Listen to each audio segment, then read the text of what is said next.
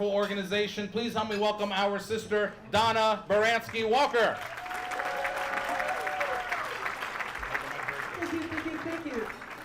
Oh, it's such an honor to be in front of you tonight. It's the 20th anniversary of Rebuilding Alliance, and none of it could have ever happened without all of you. So let me especially thank some key people. First, let me thank our sponsors. Kale Foods, coming in as a leader. Champions, Nabil and Mariette Managam and the Byright family. Doctors Carol and Terry Winograd, thank you so much for joining us tonight and being a champion. Let me turn my page to the advocates, the Michael Law Firm, Shami Investments, Masra, who's both an advocate donor as well as an in-kind sponsor. So some of the delicious food that you're having is coming from Masra Restaurant. Squat and Gobble and Bonita. And please bring your hands up one more time for Middle East Market and Deli, also on an in-kind donation. Now, let me progress to another very important group of people. It's the Gala Committee. First and foremost, but this is a great group of people, a collaborative enterprise if there's ever been one. However, we are being led by a really fearless leader, Sima Shami. Deeply appreciated. I would like all of the Gala Committee to please stand up. And Seema, you already are, so that's easy. Zoe Bartarse, Arturo, who's off-site, in Peru, no less. Christine Holterman, Tammy Michael, Juliette Najar. Juliette, you have to stand up. and Bailey Preston, Jad Shami. Maria Syed in Pakistan. We have quite a diverse team. Betsy Valdez. Betsy, where are you? Stand up. And also Dina Zahrur, Rana Zabade, and Tamina Zeb. Thank you so much, everyone on the Gala Committee. Really, you made this happen.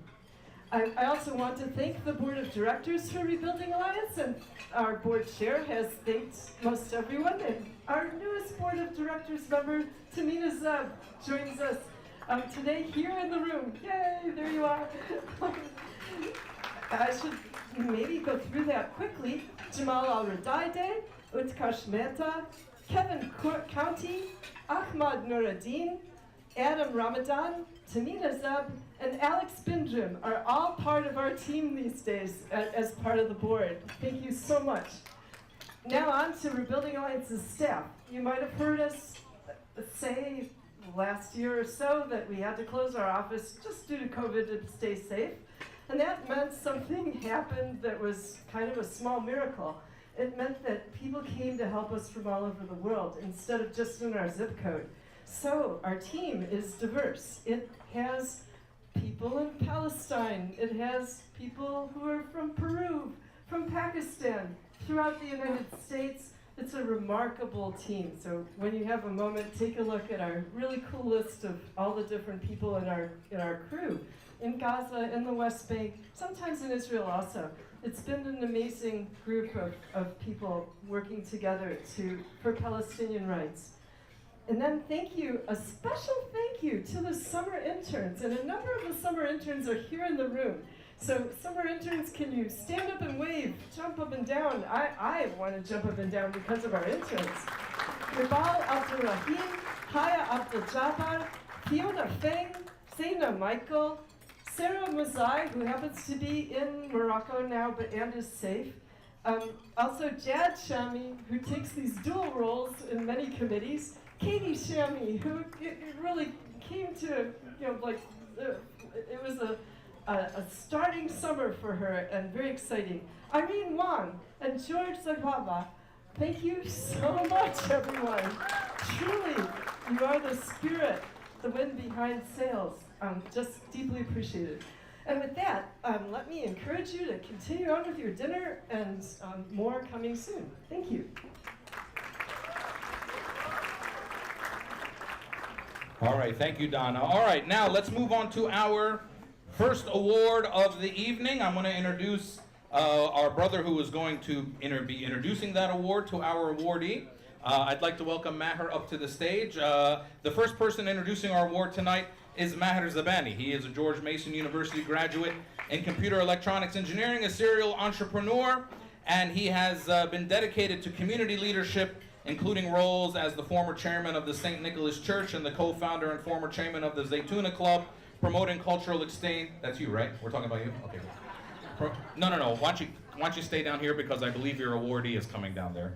And he is also a proud co-founder and former vice chair of the Palestine American Coalition, demonstrating his unwavering commitment to the Palestinian cause. And I mean, I've been lucky enough to know Maher, and I know that he has been a constant advocate for Palestine and for leaving a lasting impact through his business ventures and community involvement. So please help me welcome our brother Maher Zabani.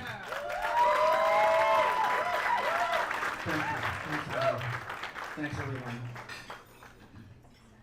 Ladies and gentlemen, members of the clergy, esteemed guests, and cherished members of the Palestinian community. Today we're here to talk about a gentleman by the name of Samir Tota and his remarkable life. Born in 1938 in the historic city of Ramallah, Palestine, Dr. Samir's journey through life would be nothing short, I'm having a hard time reading it, it's not enough light, nothing short of remarkable. In 1990, there we go. In 1955, he embarked on a new chapter in the United States, a land of opportunity and promise. His educational journey took him through Balboa High School, followed by studies at City College and the University of California School of Pharmacy, where he earned his esteemed Doctor of Pharmacy degree in 1964. Dr. Tota's career in the pharmacy field was marked by dedication and excellence. He began his professional journey at Evergreen Pharmacy and later became the proud owner of 1000 Oaks Pharmacy in Berkeley. But beyond his career achievements, Dr. Samir's greatest treasures were his family, are his family. He is married to Norma, who blessed him with 3 sons, John, Jamal, and Jeffrey, and 6 cherished grandchildren, Samir, Amira, Ilyas, Nico, Sophia, and Julian.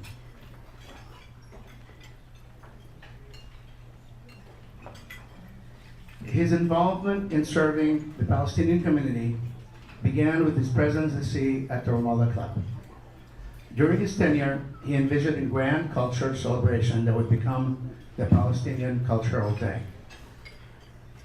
Driven by a desire to unite the Palestinian community, he gathered representatives from various political factions and organizations.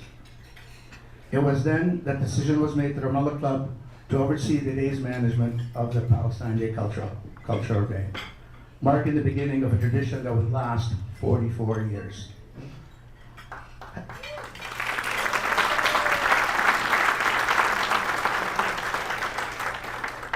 However, Dr. Tota's commitment to unity did not stop there. In 2013, alongside the president of the Ramallah Club, Mr. Afif Baba, he spearheaded another effort to involve the wider Palestinian community. A pivotal meeting gathered over 60 individuals, leading to the establishment of the Palestinian American Coalition. This initiative was a resounding success. Yesterday, we had an event that probably had well over 20 to 25,000 people. And it all started with that meeting 10 years ago because we got this award. So thank you for that. Thank you very much for that. And it's going to get bigger and bigger as I'm ad-libbing now. Anyway, beyond the local community, Dr. Tota's influence extended to the national and international stage. He served as the president of the American Federation of Ramallah, Palestine, and played an instrumental role in meeting with President Ronald Reagan at the White House. He was representing the Arab community and organization at the time. Furthermore, his dedication to the Palestinian cause saw him as elected as one of the Palestinian on the Palestinian National Council, which is basically the Palestinian Parliament in exile. Very well done. This role allowed him to engage with various Palestinian leaders, including historic figures like Yasser Arafat in Algeria and Jordan. Dr. Totah's life is a tapestry woven with threads of service, dedication, and relentless pursuit of unity. As we reflect on his extraordinary journey, today we honor a man who not only left an indelible mark on the Palestinian community, but also showcased the enduring impact that one individual can have in the world. Thank you.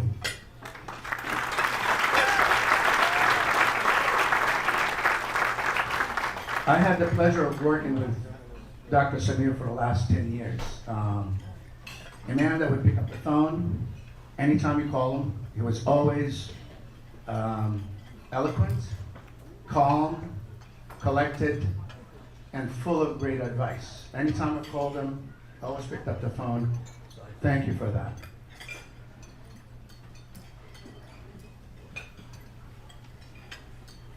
Dr. Samir, in recognition of your efforts in establishing the Palestinian American Coalition of San Francisco and your role in inspiring the annual Palestine Cultural Festival, it is my honor on behalf of the Rebuilding Alliance to award Dr. Samir with the Community Resilience Award.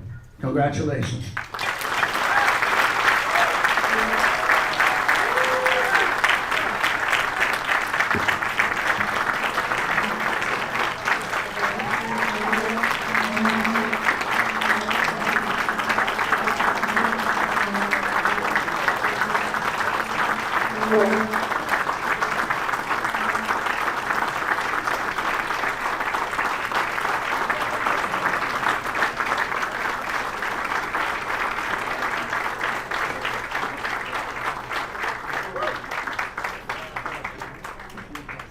Hello?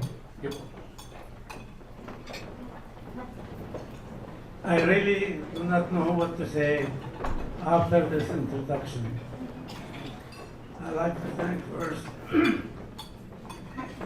the Building Alliances for this award, and also Donna Walker for giving us this award, and the committee who established, who done this gala dinner for all of us tonight to enjoy and celebrate this event. Thank you all for being here for us. Thank you very much, and I appreciate it very well.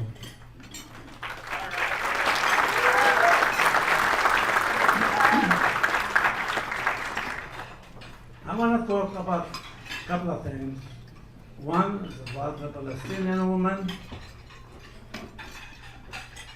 There are two ladies here with us tonight who did a lot for Palestine.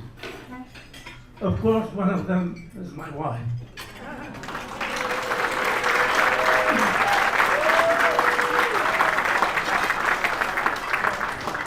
She was always there, at that time, and keep running away from the home. And she take care of the kids and the business. Not only that, but she was advocate for the Palestinian people. Once we've been meeting with the Jewish community and the religious community, she stands up with full strength and commitment to Palestine. She always does that, and when she speaks with confidence and belief and lots of emotion. Thank you for being with me. I don't know how come you stayed with me for that long, 51 years. But thank you very much. There's another lady I like to mention, is Donna Barnaski Walker. She's been very advocate for the Palestinian cause for the last at least 20 years. She raised funds to build homes for the homes of Palestinian people in Palestine, which were destroyed by the Israelis. Not only that, but she was always in contact with the Congress, member of the Congress, and everybody to talk about the Palestinian issue.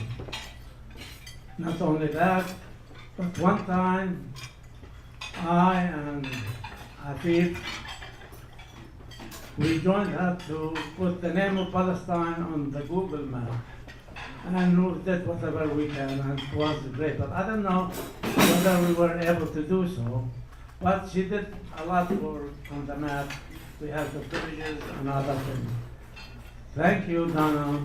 Thank you very much.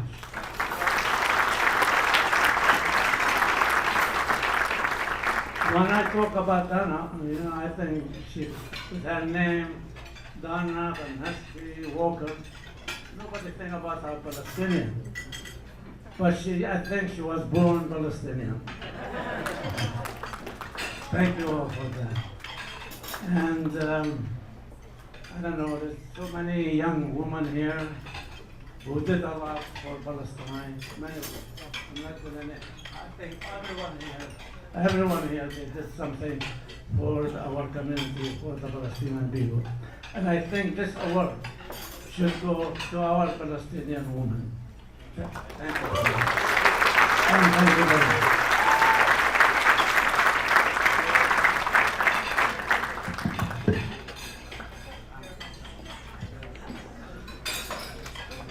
Anna, where are you? I'm going to start telling jokes if you don't come out. I'm right here. All right.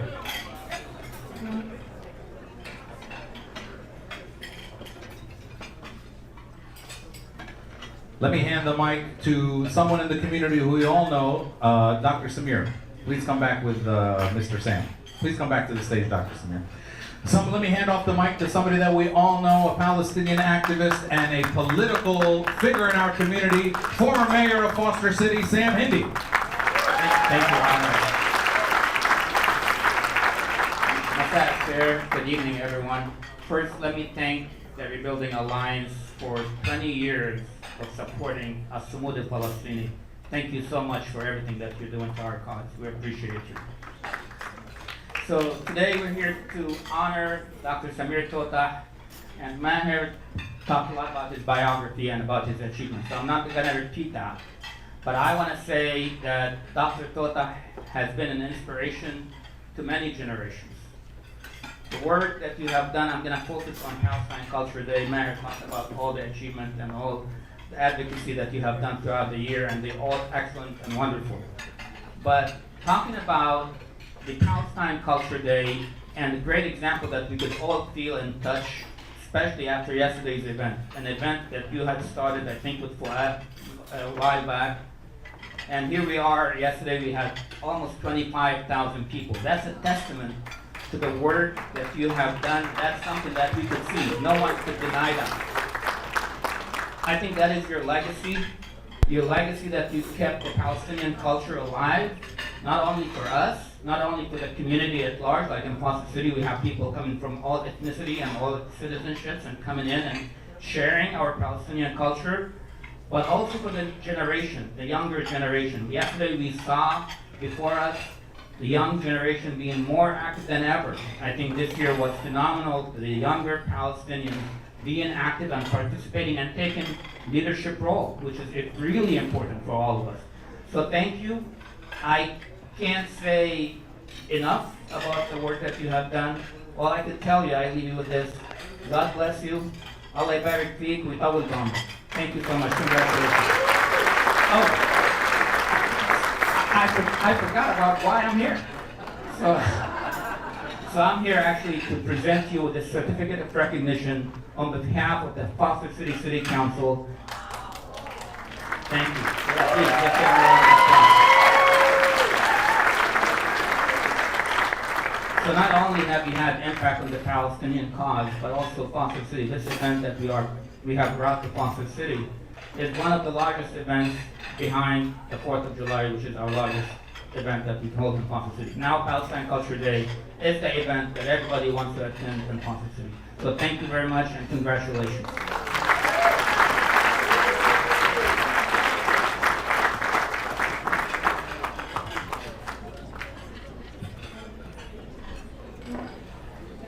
Thank you, Sam and Dr. Samir. One more hand for our award recipient, Dr. Samir Tota.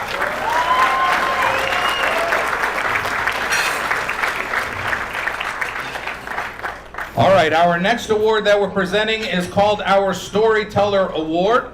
And I am very honored to give this award because we have all watched this amazing Palestinian's work all over the internet, and she has shown up. If you haven't seen her stuff on Instagram, or especially if you're like an older Khalto or Ammo, if you haven't, she's been on one of your WhatsApp groups at some point. She's been on all our phones and in all our lives as a Palestinian. She's an award-winning journalist. She's reported extensively on events of global significance, including the occupation of Palestine, Europe's refugee crisis, and tensions on the Korean Peninsula. She's a senior presenter and producer at AJ Plus, where she hosts the docuseries Direct From with Dina Tokruri, which has been honored with a Peabody Award and 2 Edward R. Murrow Awards.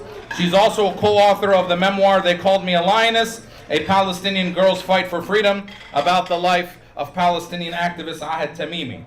She's born and raised right here in San Francisco. She holds a BA from Berkeley and an MA from Georgetown. Please help me welcome our 2023 Storyteller Award recipient, our sister from El Khalil, Dina Tokruri.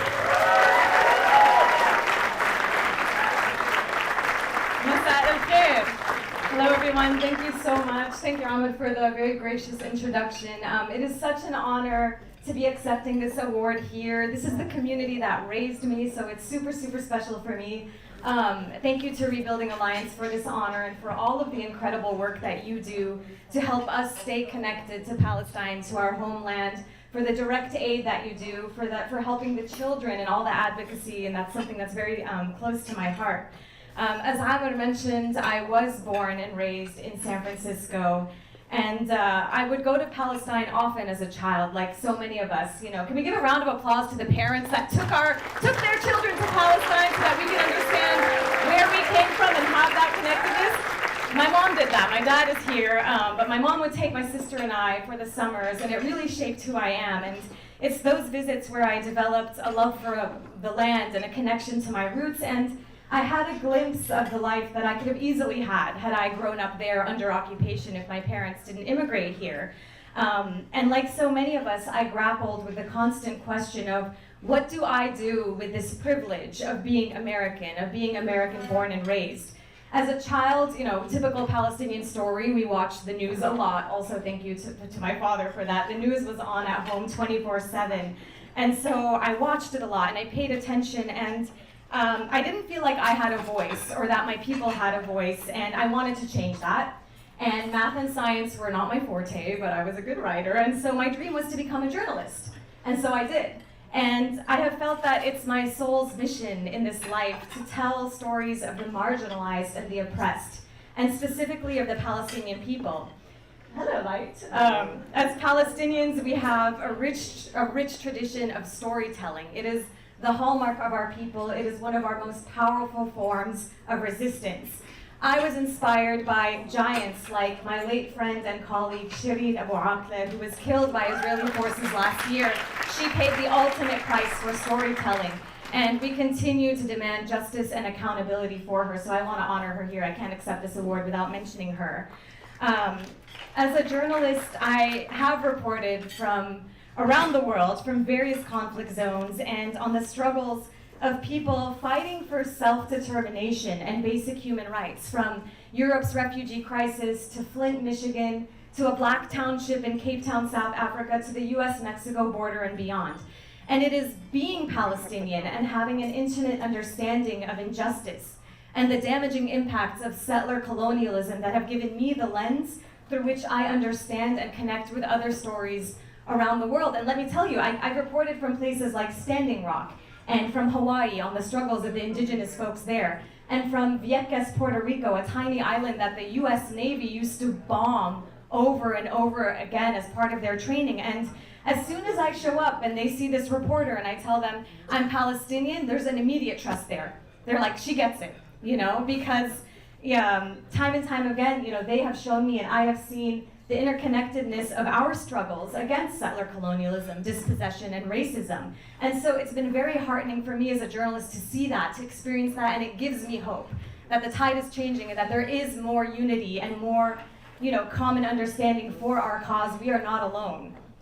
This past year, I would say, has been very significant in terms of storytelling. We have made strides in terms of getting Palestinian stories out into the US mainstream. There are more Palestinians in US newsrooms now than ever before, and trust me, they make a difference when they're there. They're not all on camera like me, you don't always see their names, but they make a difference in how stories are covered, and who's being interviewed, in the terms you use. And so that's very, very heartening. And we've also been seeing our stories on Netflix with shows like Mo and feature films like Farha. How huge is that? For me, you know, personally as a storyteller, it's also been a really big year. I both published a book and I won a Peabody Award for a documentary that I filmed in Palestine, which I never thought I'd win a Peabody, let alone for something filmed in Palestine, telling my family's personal story.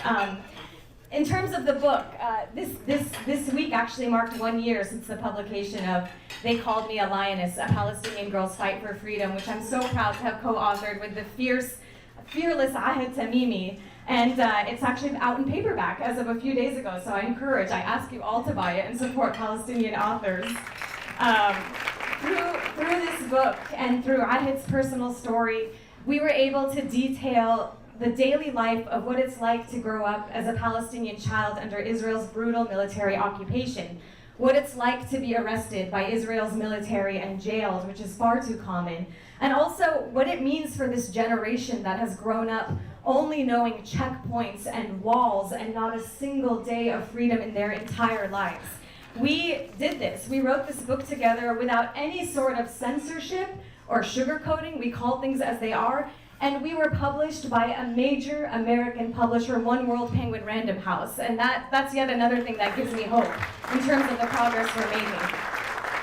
I really wish Ahed was here. I want to share this award with her, but let me tell you, in addition to just being courageous and wise beyond her years and fierce, she's deeply humble and she's very grounded. And she's the first person who will tell you that she is one of millions. And just like there's Ahed's story out there, there are countless other Palestinian stories out there that need to be told. And so her hope and mine is that through this book, we inspire others to share these stories and share the truth despite the occupation's attempts to suppress it. We won't let them.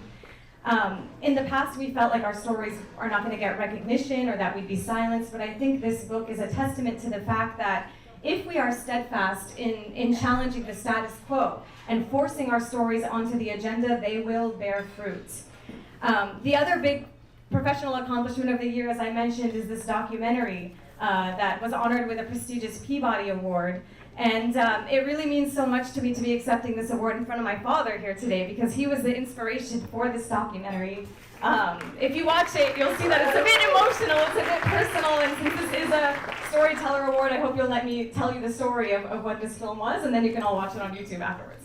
But I basically wanted to go to Hebron, to Khalil, where my dad was born and raised. He grew up in the old city. And, my whole entire life up until now, I've heard him sharing these fond memories of growing up on the hill and raising chickens and rabbits and then taking his basket down to the marketplace and buying produce for the family. And he dreams about this still to this day.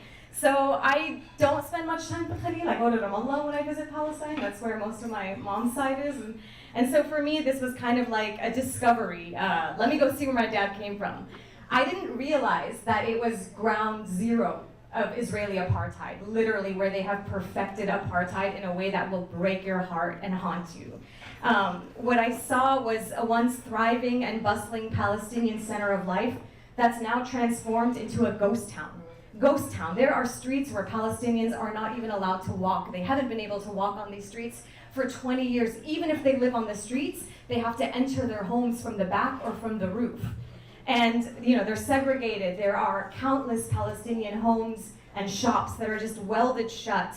There's rampant harassment from the Israeli settlers, who we all know live there, in violation of international law. And everywhere you look, there's just so much trauma and injustice. And it was such a mind whatever for me to know that this is where I came from. This is where my dad grew up. And so one of the most haunting moments for me there that I'll never forget is I was standing on the famous Shuhada Street. I technically shouldn't have been allowed to because I'm Palestinian, but I had the US passport, and I had 2 former Israeli soldiers who are now anti-occupation activists with Breaking the Silence there to protect me. So I somehow get on this street, which was once I'm telling you, I don't want to say Times Square of Palestine, but something similar to that.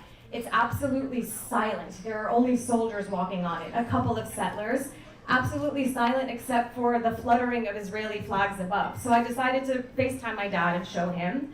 And it was the first time I ever cried on camera, guys. I've reported for years and, from all over the place. It broke my heart. And I'm standing there, and 30 feet away from me is the graveyard where his parents and his grandparents and his aunts and uncles are buried. And right above that, the street, is the hill where he grew up. And it's one of those things that you'll never forget, but I'm glad we put it out there for people to see. And this video has gotten over 2 million views on YouTube now, and it won a Peabody. And I hope this awareness is making a difference.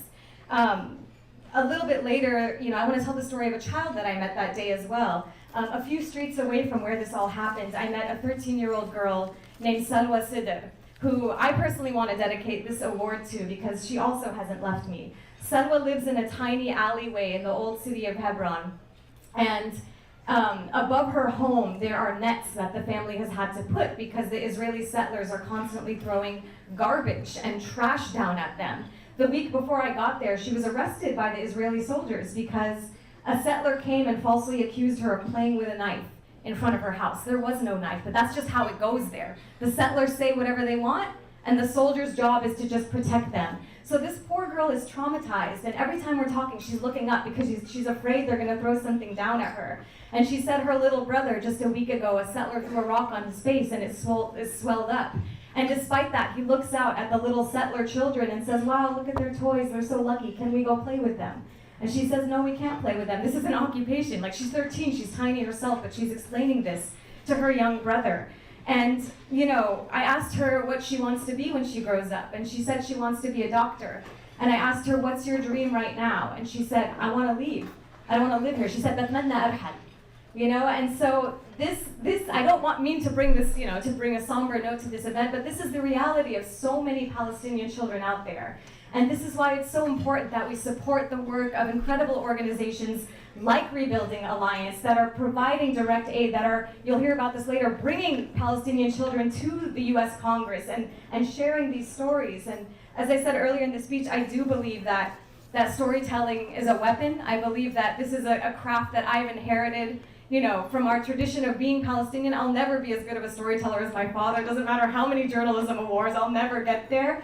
But I'm so honored to be recognized for my contributions. And, thank you so much for this incredible honor. And I hope to pass on this tradition, pass the baton to others. And just thank you all so much. I appreciate it.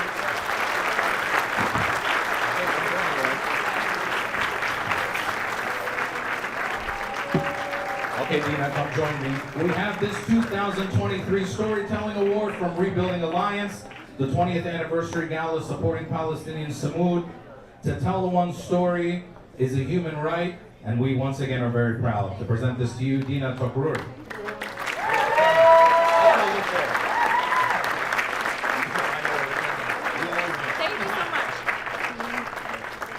All right, everybody, and now we would like to ask you all to enjoy your dinner, talk with each other, mingle, meet some new people, and we will be back with you shortly right after dinner. Enjoy dinner.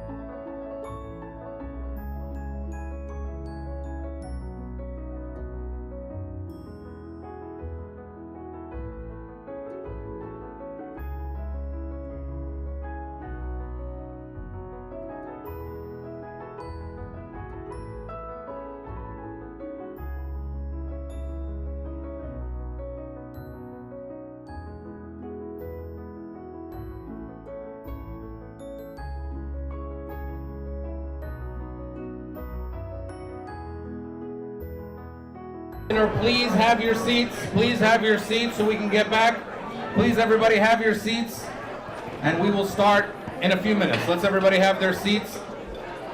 And then I promise we'll have time for all kinds of pictures later. Please have your seats.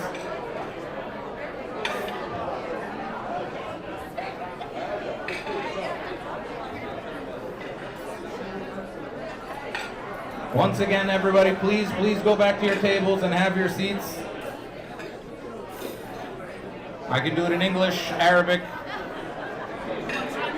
no Chinese, no Hebrew, just English and Arabic. Everybody, please have your seats. Can I move this a little bit so that it doesn't block their view? Like, can I just move back a little bit? Like,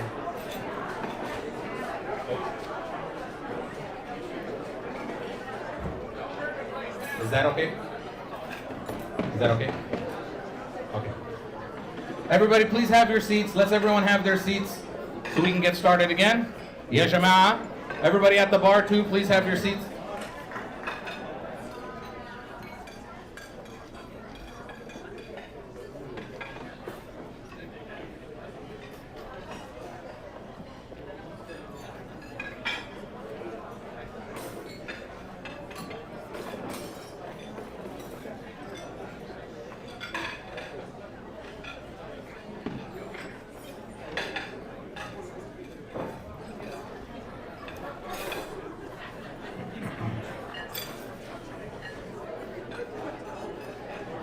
All right.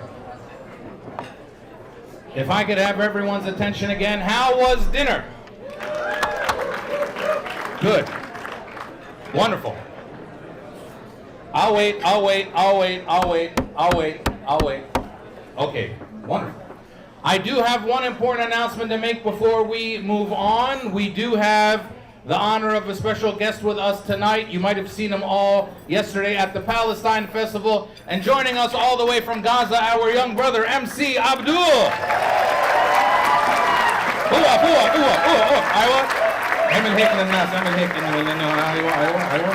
Yeah, there you go. All right, MC Abdul. All right, that's enough. Habibi. All right. If everyone could please direct their attention now to the screen, we have a short video. Remember, this event tonight is about celebrating the work of Rebuilding Alliance, celebrating 20 years of work and supporting Palestinian Sumud and resistance. And they've put together a short video for everybody to see the important work that Rebuilding Alliance has done for the last 20 years. So if you can't see the screen, you want to get somewhere where you can see the screen, but everyone please direct your attention to the video screen.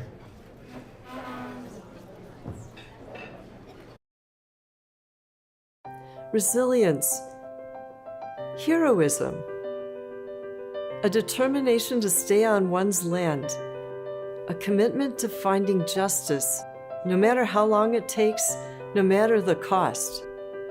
All of these characterize Palestinian Sumud and really provide a model for the whole world. And our role as Rebuilding Alliance has been to support that. My name is Donna Baranski-Walker. I'm the founder and executive director of Rebuilding Alliance. This is Rebuilding Alliance's 20th anniversary. For 20 years, Rebuilding Alliance has been providing aid and advocacy to Palestinian families throughout the West Bank, in Gaza, and in East Jerusalem. Our goal from the start was to support Palestinian human rights, and by so doing, support Palestinian Sumud. It makes such a difference to provide the tangible means for things that can't wait for a peace agreement, for people to have homes and jobs and schools, to have a promising future. We started both in Gaza and in the West Bank nearly simultaneously.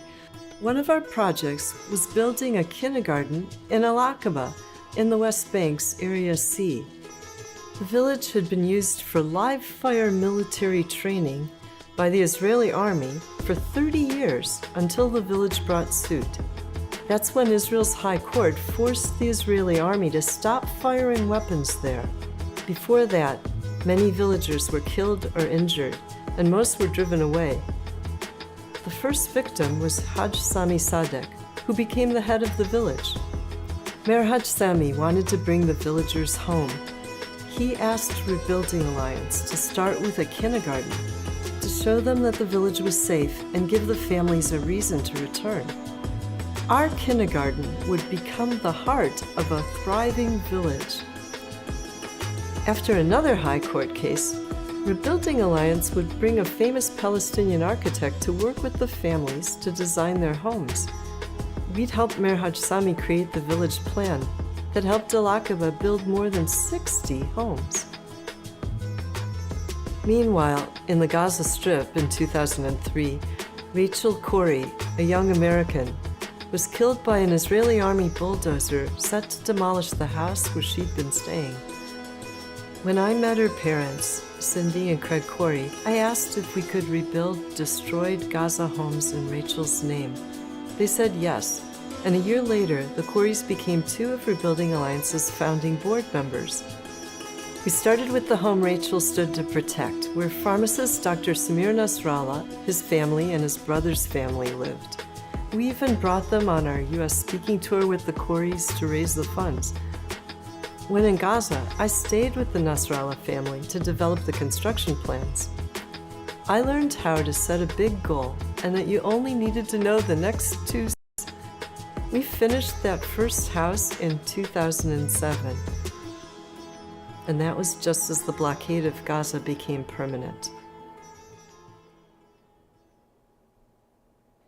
I thought we'd pretty much have to pull back from anything we were doing, because how would we overcome the blockade? But everyone there, especially that family Rachel stood to protect, they were really clear. Don't stop. Don't walk away from us just because there's a barrier in place. Help us do whatever we can do. Help us make it possible for us to respond and to do the best we can. It made sense. I mean, we started in Gaza with even just leveling playing fields for soccer after the 2008 bombings, just finding ways to bring community back together.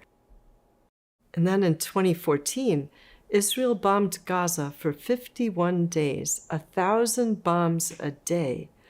Families ran for their lives with nothing but the clothes on their backs. Over 2,000 people took refuge in a UN school where Khaled Nasrallah, part of Rachel's Gaza family, was the director. Khaled's own family had taken refuge in a previous attack, so he told me, "We didn't think we could go on living, but when people gave us soap and toothpaste, they gave us hope." He needed us to do that now. Palestinian shops signed agreements with us to provide hygiene and cleaning supplies to families sheltering in the school during the bombing. We could not have done this without the Rachel Corrie Foundation and the Arab American Anti-Discrimination Committee. We started with Khaled's Rafah School and then expanded, delivering to 17 more UN schools being used as shelters. We were amazed we could do this with just promissory notes. We brought Right to Movement marathoners to America to raise funds to pay the bill. What else? How else? What else? Where did that lead to? We knew that people lost everything, so a clothing drive took place. Rebuilding Alliance's office filled from floor to ceiling, and then together we brought all those levels of our community to fill the container, a 40-foot container, and send gently used clothing to Gaza, getting it through the blockade. Then we sent backpacks with school supplies to children in neighborhoods devastated by bombing. Next, 35,000 solar lights to children with only 4 hours of daily electricity. Now, we're helping people grow their own food through a Gardens and Goats program. We're working with Mrs. Najah's Kitchen to deliver protein-rich meals to families in need. We're delivering medical food to children who can't digest protein, children with PKU. I'm hoping, too, that we're able to open the blockade of Gaza. All of us have been working together for so many years, but finally now we're seeing there is an opening, just a tiny one. Maybe U.S. policy, for whatever reason, is pressing forward, allowing exports from Gaza and from the West Bank, giving people the chance for jobs. Palestinians have an ability to make their own living. They don't want aid. They really want to make their own future. So that little bit of an opening, that would suggest that exports are being allowed. Well, we can play a role there. We can hold trade shows. We can ask for your support to buy Palestinian products. So our work is characterized by both direct aid and advocacy. And this is because right from the start, the question arose, look, if you're going to ask for help to build a kindergarten, can you promise that you'll keep it standing? That's a fair question that came up right away because while we were building the kindergarten in 2004, the Israeli army issued demolition orders against the whole village. 4 years later, Israel's High Court heard Al-Aqba's appeal. As this case came due, the children's anxiety heightened. So to allay their fears, we asked them to create pinwheels for peace. This project had them write and draw what peace means to them on paper pinwheels. This helped the children feel heard and lessened their anxiety. Meanwhile, we figured we'd have to ask the US government to intervene. So I set out to call and email everyone I knew to contact Congress. A Muslim sister in Virginia organized a meeting with her senator and asked for people of all faiths to join her.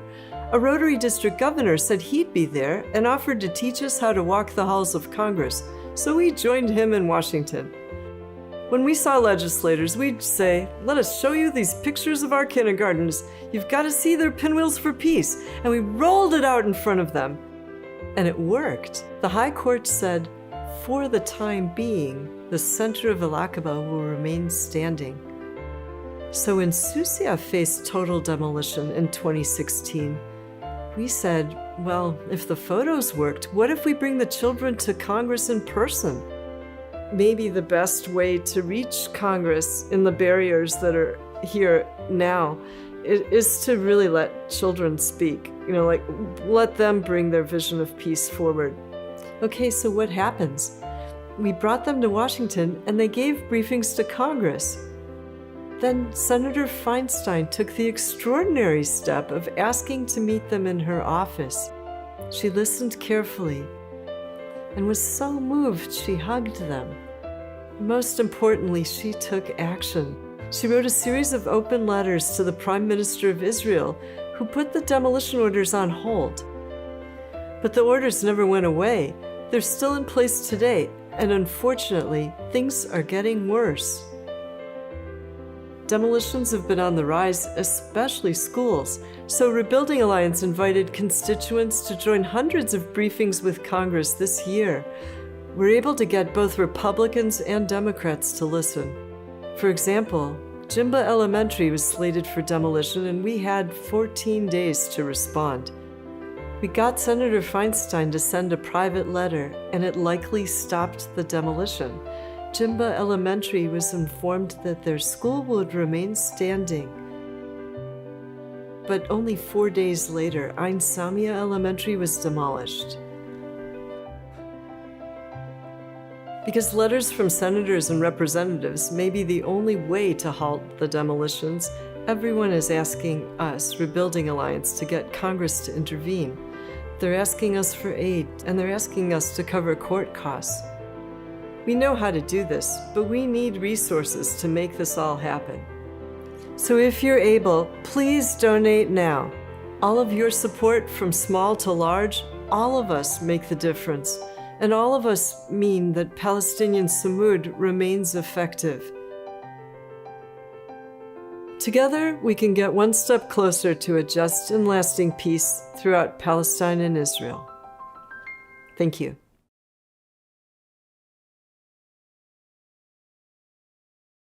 All right, the opinions expressed by tonight's host in no way reflect the opinions of Rebuilding Alliance necessarily. Do you know that there's something called International Falafel Day that was actually created by an Israeli? International Falafel Day. It's June 12th every year. And they said they did it because they said falafel is the Israeli national snack. Because they say falafel wasn't there before Israel got there. And Yemeni Jews brought it. And when you talk to Yemenis and you ask them what falafel is, I love my Yemeni, but they don't make falafel. They make other things. They make lamb and lamb and lamb and lamb and rice. And they don't make falafel, but the Israelis are, as you might not be surprised, lying about this, as they lie about a lot of other things. So, any other questions? Food related, I'm happy to answer.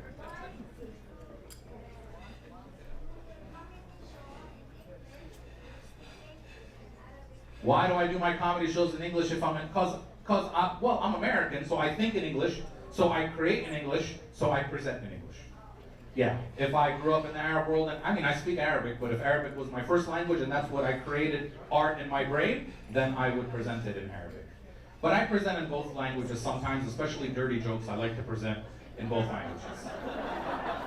Which we will do after, later on. Yes, the lady, yes.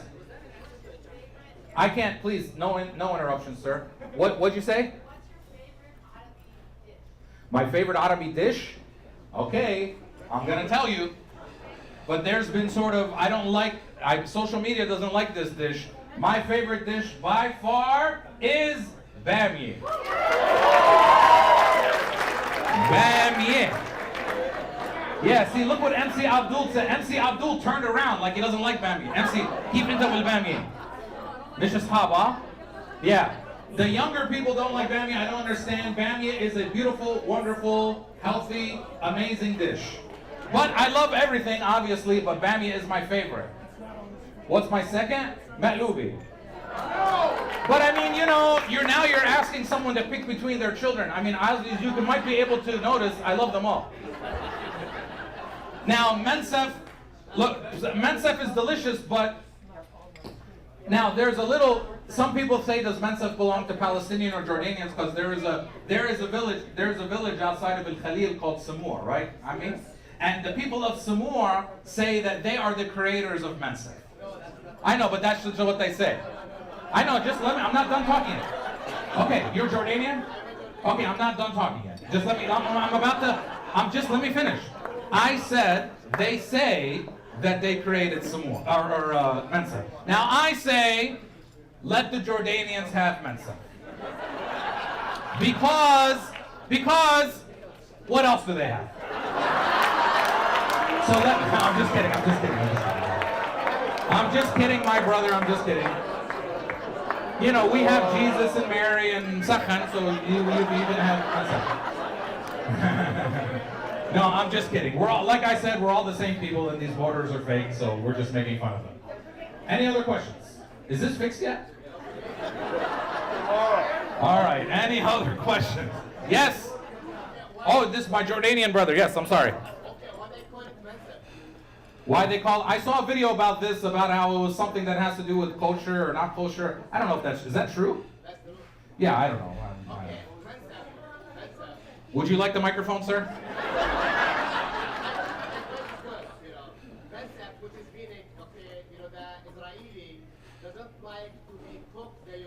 Yeah, we know. It's not kosher. Yeah, it's not. Yeah, it's not. But we do the mensef because we do it in Jordan back days. This way, the Israeli people doesn't like it, doesn't eat it. It's going to be special for our people. So wait a minute, you're saying, I don't think this is true. So you're saying Jordanians made mensef purposely so it's not kosher, so that Israelis couldn't eat it? That's not true. I mean, that's not true because mensef has been around before Israel, so it's obviously not true. Yeah. Or is there any other questions that will not get us all arrested by the FBI?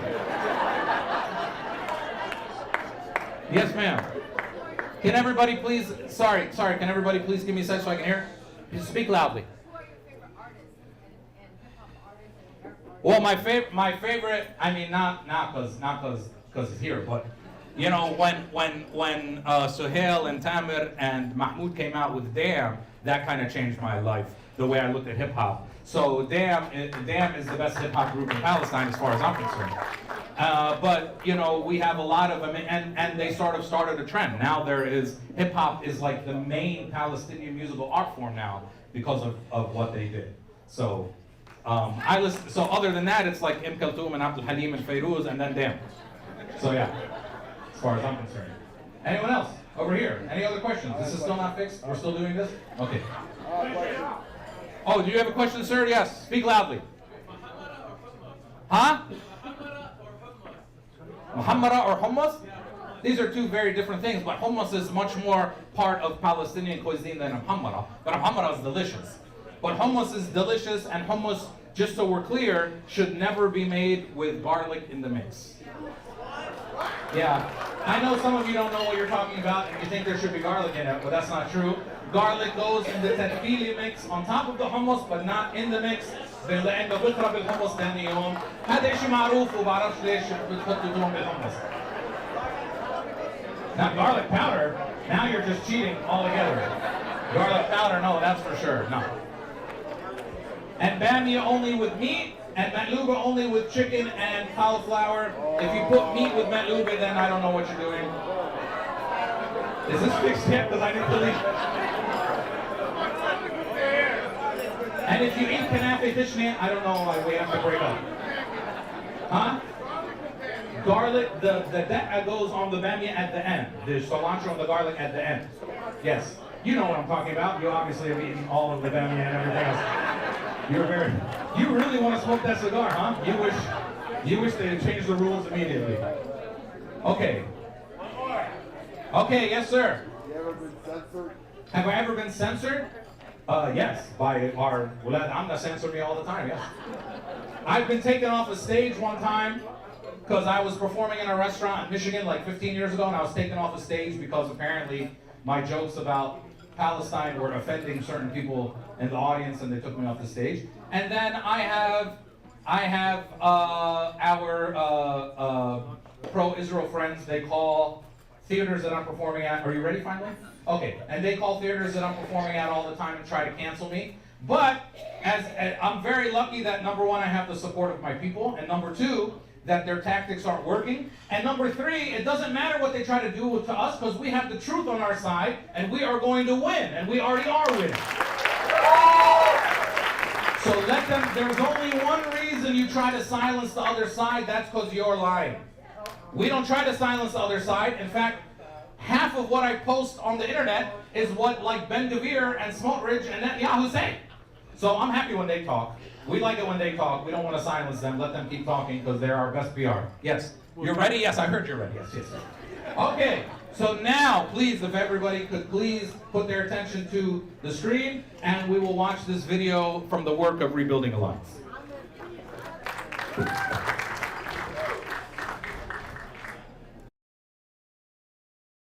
Resilience, heroism, a determination to stay on one's land, a commitment to finding justice, no matter how long it takes, no matter the cost. All of these characterize Palestinian Sumud and really provide a model for the whole world. And our role as Rebuilding Alliance has been to support that. My name is Donna Baranski-Walker. I'm the founder and executive director of Rebuilding Alliance. This is Rebuilding Alliance's 20th anniversary. For 20 years, Rebuilding Alliance has been providing aid and advocacy to Palestinian families throughout the West Bank, in Gaza, and in East Jerusalem. Our goal from the start was to support Palestinian human rights, and by so doing, support Palestinian Sumud. It makes such a difference to provide the tangible means for things that can't wait for a peace agreement, for people to have homes and jobs and schools, to have a promising future. We started both in Gaza and in the West Bank nearly simultaneously. One of our projects was building a kindergarten in Al-Aqaba in the West Bank's Area C. The village had been used for live-fire military training by the Israeli army for 30 years until the village brought suit. That's when Israel's High Court forced the Israeli army to stop firing weapons there. Before that, many villagers were killed or injured, and most were driven away. The first victim was Haj Sami Sadek, who became the head of the village. Mayor Haj Sami wanted to bring the villagers home. He asked Rebuilding Alliance to start with a kindergarten to show them that the village was safe and give the families a reason to return. Our kindergarten would become the heart of a thriving village After another High Court case, Rebuilding Alliance would bring a famous Palestinian architect to work with the families to design their homes. We'd helped Mayor Haj Sami create the village plan that helped Al Aqaba build more than 60 homes. Meanwhile, in the Gaza Strip in 2003, Rachel Corrie, a young American, was killed by an Israeli army bulldozer set to demolish the house where she'd been staying. When I met her parents, Cindy and Craig Corrie, I asked if we could rebuild destroyed Gaza homes in Rachel's name. They said yes, and a year later, the Corries became two of Rebuilding Alliance's founding board members. We started with the home Rachel stood to protect, where pharmacist Dr. Samir Nasrallah, his family, and his brother's family lived. We even brought them on our U.S. speaking tour with the Corries to raise the funds. When in Gaza, I stayed with the Nasrallah family to develop the construction plans. I learned how to set a big goal and that you only needed to know the next 2 steps. We finished that first house in 2007. And that was just as the blockade of Gaza became permanent. I thought we'd pretty much have to pull back from anything we were doing, because how would we overcome the blockade? But everyone there, especially that family Rachel stood to protect, they were really clear. Don't stop. Don't walk away from us just because there's a barrier in place. Help us do whatever we can do. Help us make it possible for us to respond and to do the best we can. It made sense. I mean, we started in Gaza with even just leveling playing fields for soccer after the 2008 bombings, just finding ways to bring community back together. And then in 2014, Israel bombed Gaza for 51 days, 1,000 bombs a day. Families ran for their lives with nothing but the clothes on their backs. Over 2,000 people took refuge in a UN school where Khaled Nasrallah, part of Rachel's Gaza family, was the director. Khaled's own family had taken refuge in a previous attack, so he told me, "We didn't think we could go on living, but when people gave us soap and toothpaste, they gave us hope." He needed us to do that now. Palestinian shops signed agreements with us to provide hygiene and cleaning supplies to families sheltering in the school during the bombing. We could not have done this without the Rachel Corrie Foundation and the Arab American Anti-Discrimination Committee. We started with Khaled's Rafah School and then expanded, delivering to 17 more UN schools being used as shelters.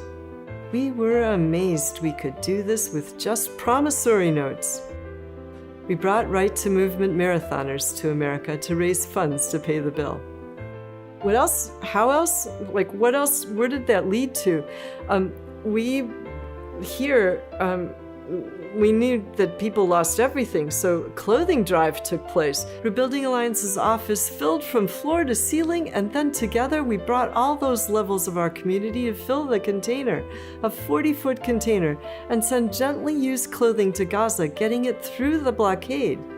Then we sent backpacks with school supplies to children in neighborhoods devastated by bombing. Next, 35,000 solar lights to children with only 4 hours of daily electricity. Now, we're helping people grow their own food through a Gardens and Goats program. We're working with Mrs. Najah's Kitchen to deliver protein-rich meals to families in need. We're delivering medical food to children who can't digest protein, children with PKU. I'm hoping, too, that we're able to open the blockade of Gaza. All of us have been working together for so many years, but finally now we're seeing there is an opening, just a tiny one. Maybe U.S. policy, for whatever reason, is pressing forward, allowing exports from Gaza and from the West Bank, giving people the chance for jobs. Palestinians have an ability to make their own living. They don't want aid.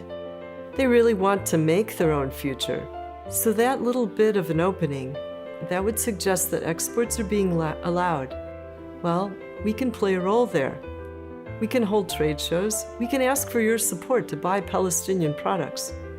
So our work is characterized by both direct aid and advocacy. And this is because right from the start, the question arose, look, if you're going to ask for help to build a kindergarten, can you promise that you'll keep it standing? That's a fair question that came up right away because while we were building the kindergarten in 2004, the Israeli army issued demolition orders against the whole village. 4 years later, Israel's High Court heard Al-Aqba's appeal. As this case came due, the children's anxiety heightened. So to allay their fears, we asked them to create pinwheels for peace.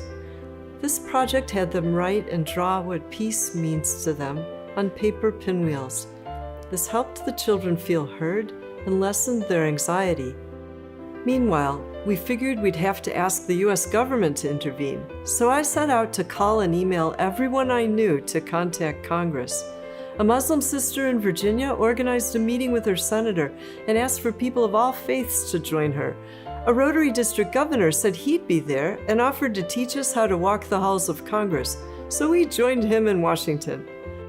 When we saw legislators, we'd say, let us show you these pictures of our kindergartens. You've got to see their pinwheels for peace. And we rolled it out in front of them. And it worked. The High Court said, for the time being, the center of Al-Aqaba will remain standing. So when Susia faced total demolition in 2016, we said, well, if the photos worked, what if we bring the children to Congress in person? Maybe the best way to reach Congress in the barriers that are here now is to really let children speak, let them bring their vision of peace forward. Okay, so what happens? We brought them to Washington and they gave briefings to Congress. Then Senator Feinstein took the extraordinary step of asking to meet them in her office.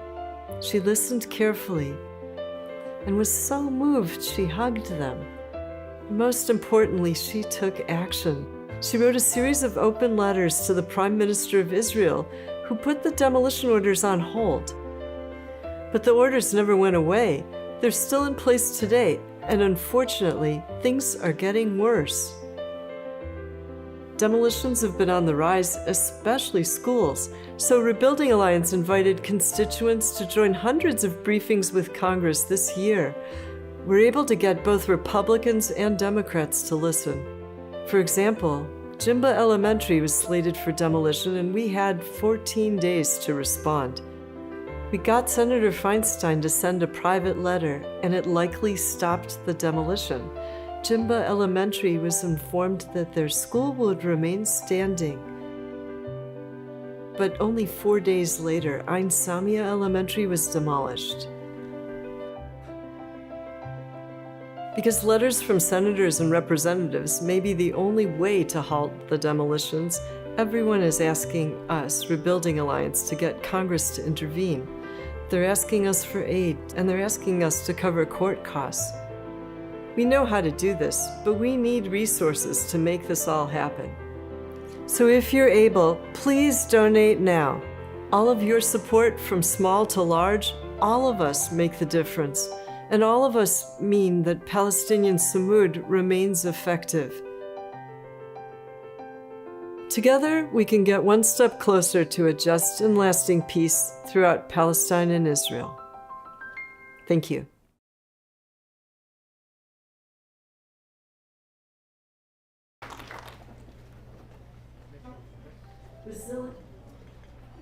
Okay, wonderful. Let's have one more hand for that beautiful video that you put together for us, and that we see all the work that Rebuilding Alliance is doing. Now, I would like to welcome to the stage some of the board members here. Why don't you guys come over here? Yes, come over here. Come on here in the front. Yes. Yeah. Come. No, why is it a law? The determination to stay. Okay. Yeah, why don't you guys come out here? And then I will hand the mic to. Can I please introduce one of the members of Rebuilding Alliance, Zoe Batarsi. Hold the mic very close. And come out.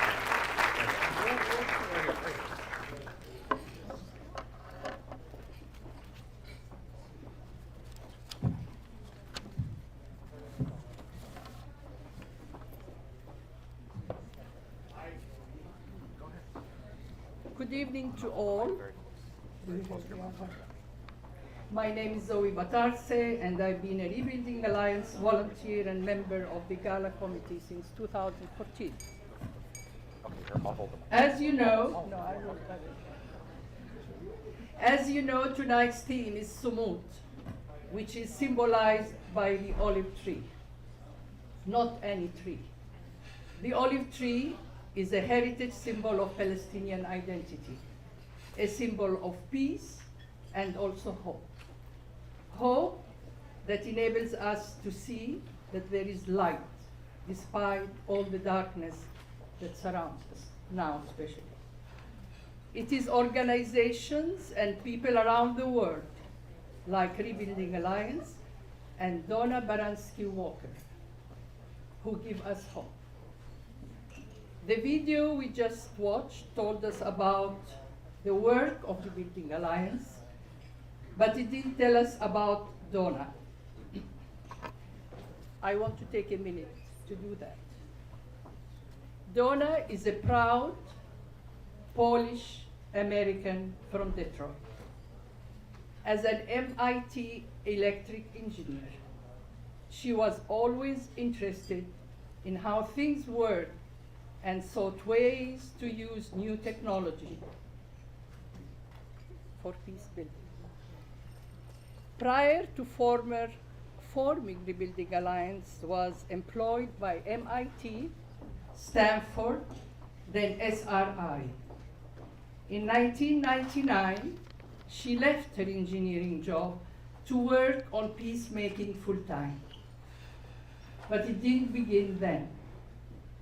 In 2010, on the 30th anniversary of the founding of Poland's Solidarity Trade Union movement, Nobel laureate Lech Walesa awarded Donna Poland's Medal of Gratitude at the Gdansk shipyard for her successful efforts to organize in Chicago American support for Poland's civil resistance to the Polish government's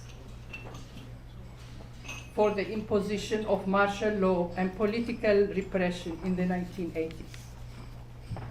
Her work in the Middle East began in 1990, when the first Iraq War was about to begin. Donna wrote an op-ed published in the New York Times and launched a weekly message of peace to the people of Iraq by lighting a candle in her window every Friday night. Soon, her neighbors did the same, and then the town. She hoped the light would spread beyond her town, to the rest of the country and beyond. Eventually, it did. Her op-ed was translated into Arabic and presented to the Iraqi Women's Federation in Iraq, and this quiet message of reason and hope was shared as they too began lighting candles.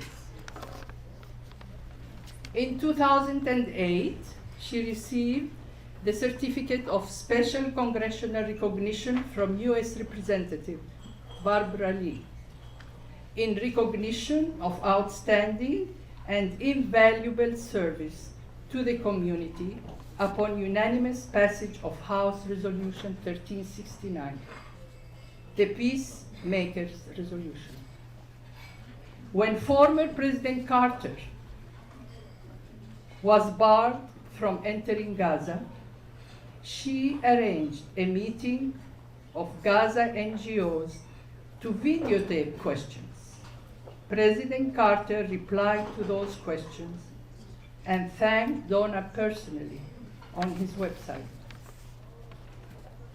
Her other awards include the 2003 Lewis Mumford Award for Development for her work rebuilding homes, presented by architects, designers, planners for social responsibility.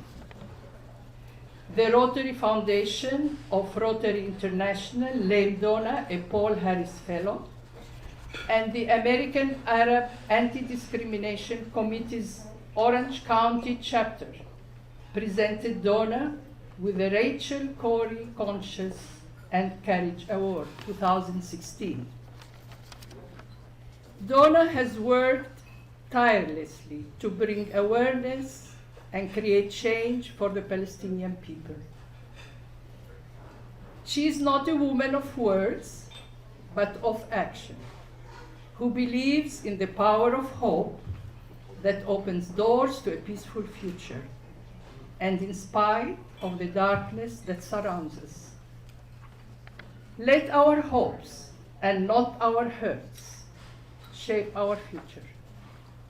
Tonight, we honor her for her extraordinary determination and applaud her passion. She is an inspiration to all of us. Our final award for the evening will be presented by our kind-hearted, amazing Gala Committee Chairperson, Sima Shami. Thank you, Lily.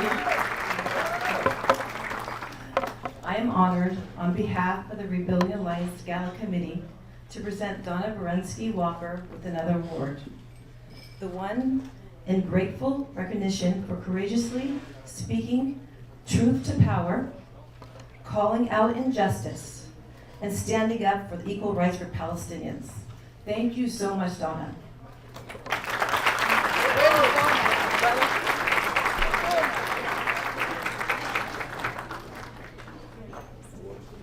Yes. Here.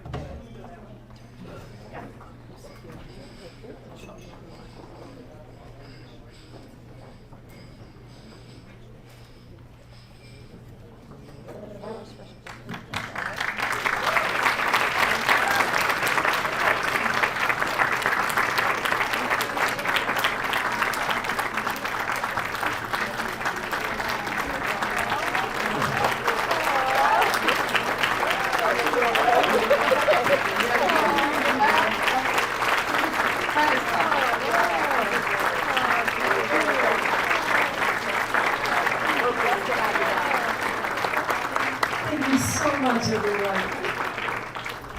I'm not giving a long speech, I'm just saying thank you. and let's go. Thank you so much, that's amazing.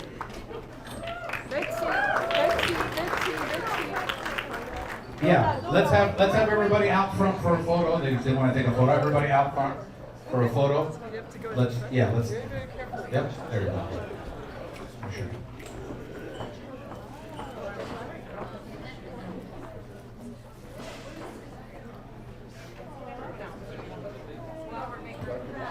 Yeah, just put nothing on the screen. Yeah, leave it like that, Martin. Just leave nothing on the screen.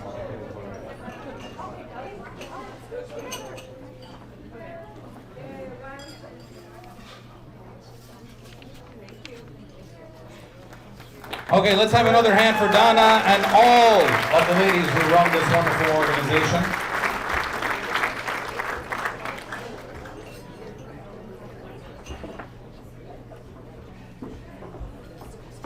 Okay, no problem. All right, now we get to the point of the evening, which, where are you guys going? Okay, are you going to the after party? Take MC Abdul. Okay, all right. Well. I'm trying to help you, bro. All right. All right. The next part of the evening, which hopefully I need to get our volunteers ready. Please get our volunteers ready. This is the part of the evening that I enjoy the most because of the great work this organization does. We are here now to take your money. As you all saw, I'm going to walk out here a little bit. As you all saw the amazing work that this organization does. First of all, where's my volunteers that have the stuff? I have one over here. What's your name again? Yeah? Bailey? Bailey? All right. They named you Bailey? All right, cool. No, I love that name. Okay, Bailey, where's my other volunteers? Are any over here? Why are they not ready yet? Come on, let's go, let's go. What's your name? Jad, what's your name? George, what's your name?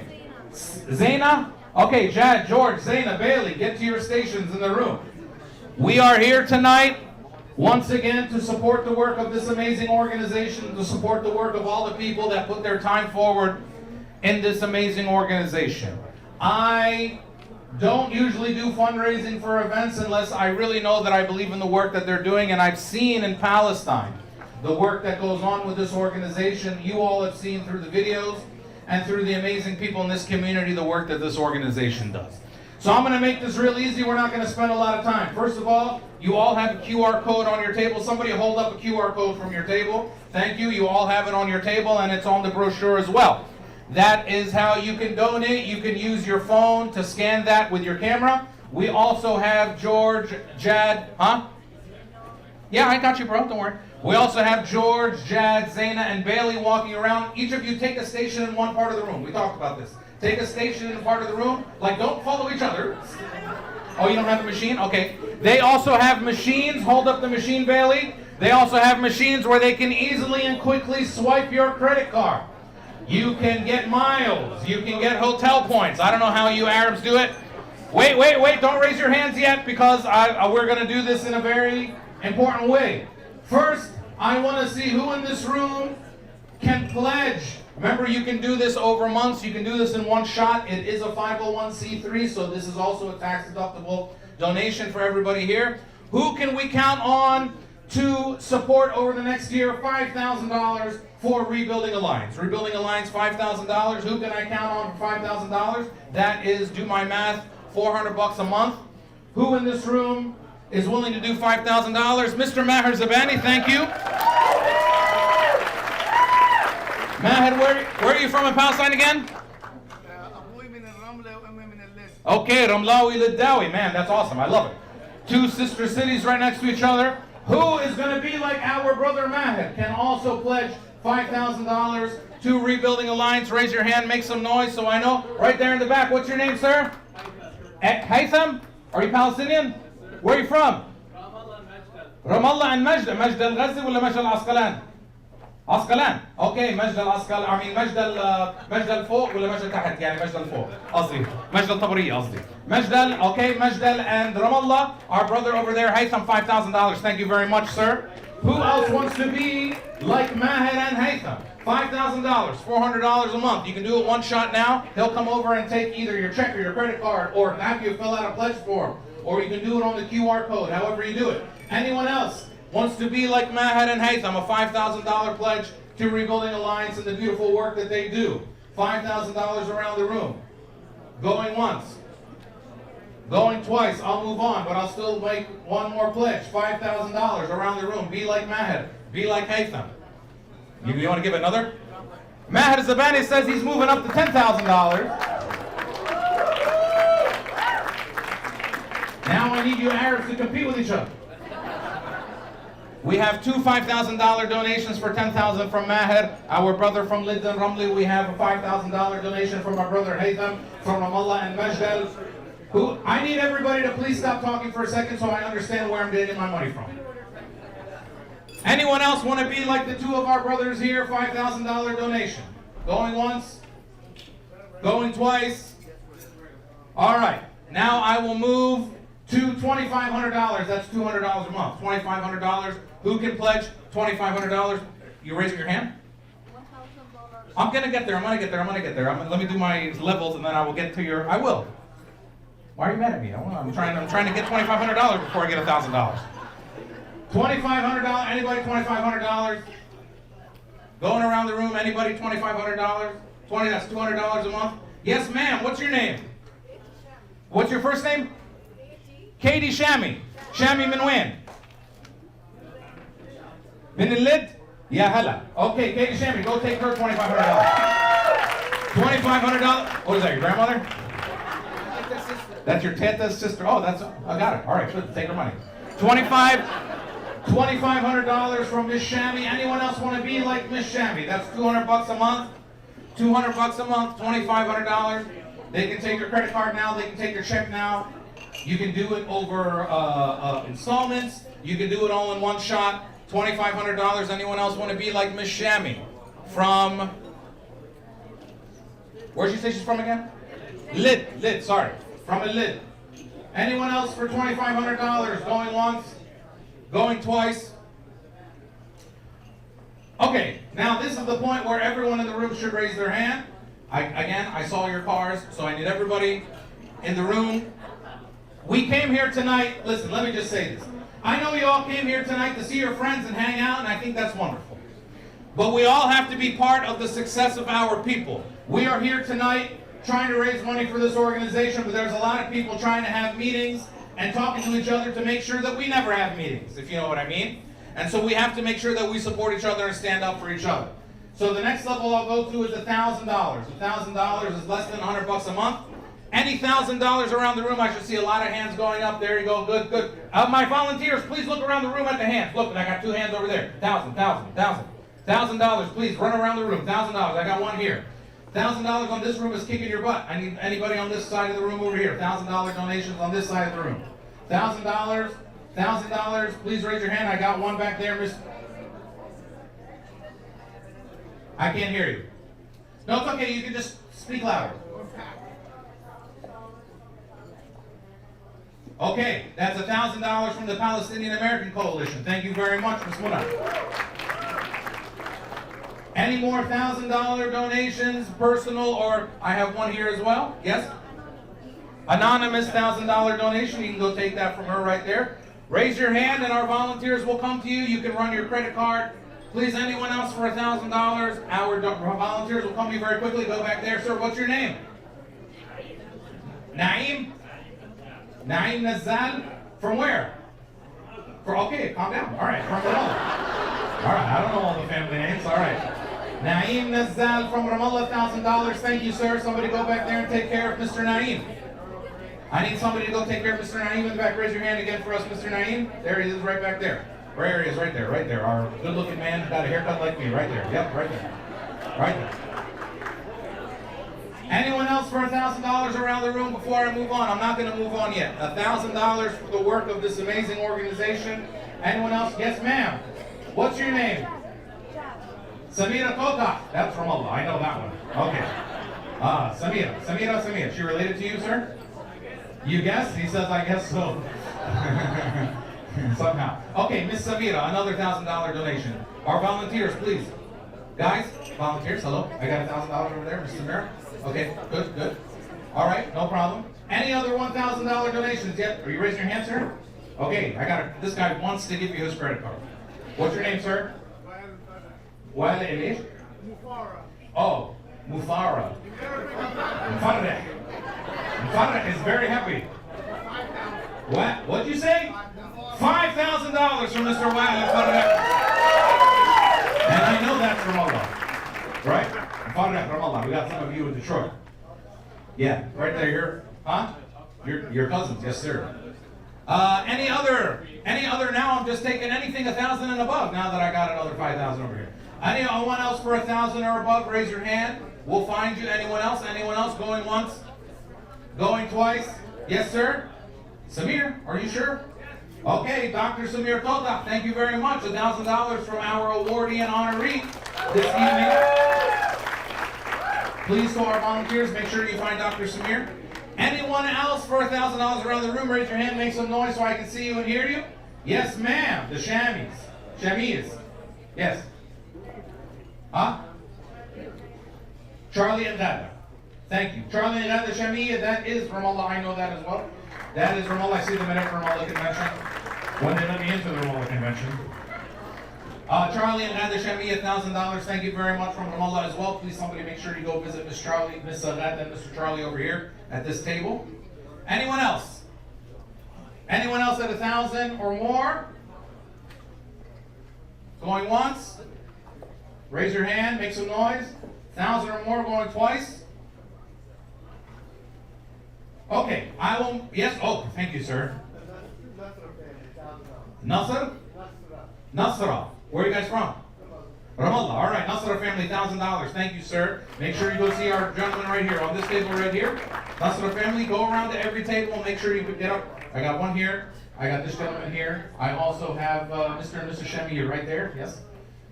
And our friend right here, the Mr. Nasra right here. All right, anyone else for $1,000 going around the room? I'll move on in a second. Anyone else for $1,000? Going once? Make some noise, raise your hand. Are you raising your hand? All right, what's your name? Dina? I'm sorry, speak louder. The who women? Zarur? Zarur women. Okay, I'm sorry? So Zarur family 2,000. We can say that? Okay, wonderful. Thank you very much. Zarur family $2,000. Thank you so much.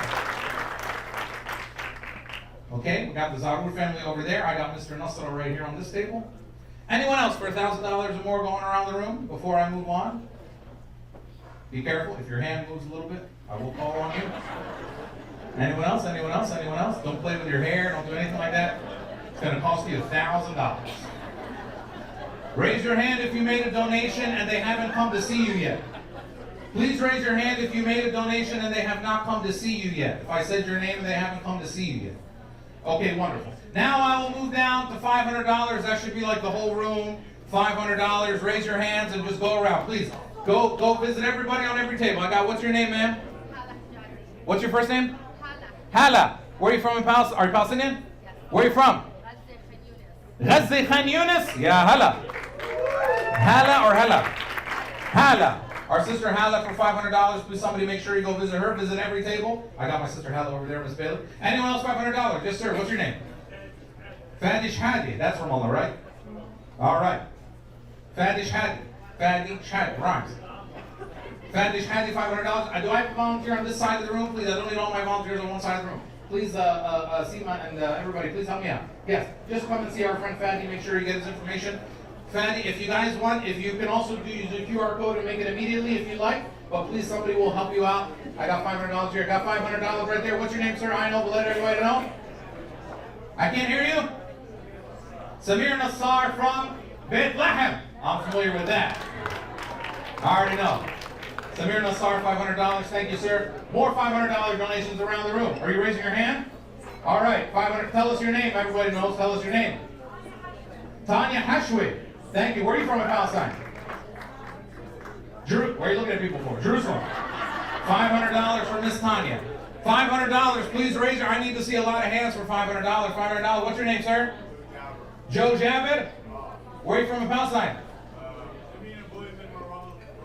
Ramallah, Habibi. All right, George, which is a Palestinian. What? You said your name is George, right?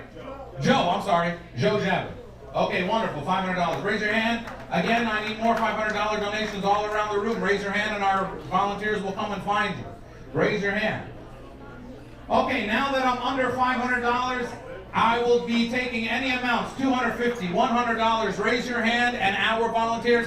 Everybody now should be raising their hand. You're not. Raise your hand until one of our volunteers comes to you. Give them your credit card. Tell them the amount. And they will put. What do you raise your hand for? Oh, what's your name? Katia what? What? Katia Shami. Where are you from in Palestine? Lit. Katia Shami, $500. I'm very happy about that. All right, raise your hand now. Our volunteers will come to you. Get your credit card ready, and take out. Raise your hand. Everybody, here's the message tonight. Whatever you can give, if it is $250, $100, 50, 20, whatever it is, whatever number makes sense to you, I need you now to raise your hand, and our volunteer will come to you and help you fill out your pledge form, help you do the QR code. How many people here tonight, if you haven't given yet, can give at least $100? I should see everybody's hand raised, right? Keep your hands up. If you haven't given yet, can you give at least $100? That should be everybody here, even my little man over there. Keep your hands raised, and our volunteers will come to you. Please take out your credit cards, and they will make sure that, take out your credit card, bro. Give him a credit card. Our volunteers are going to come and visit every table. Volunteers, please visit every table. If you're one of the volunteers and you don't have a credit card reader, just go around to the tables and make sure that you know what, how much, when the volunteers with the credit card readers need to come there. Let's make sure that we go visit every table. We are here tonight. You cannot leave here tonight without being some part of the success of this evening. We're all here tonight to be part of this success one way or another. So keep your hands raised. Raise your hand if you need one of our volunteers to come see you.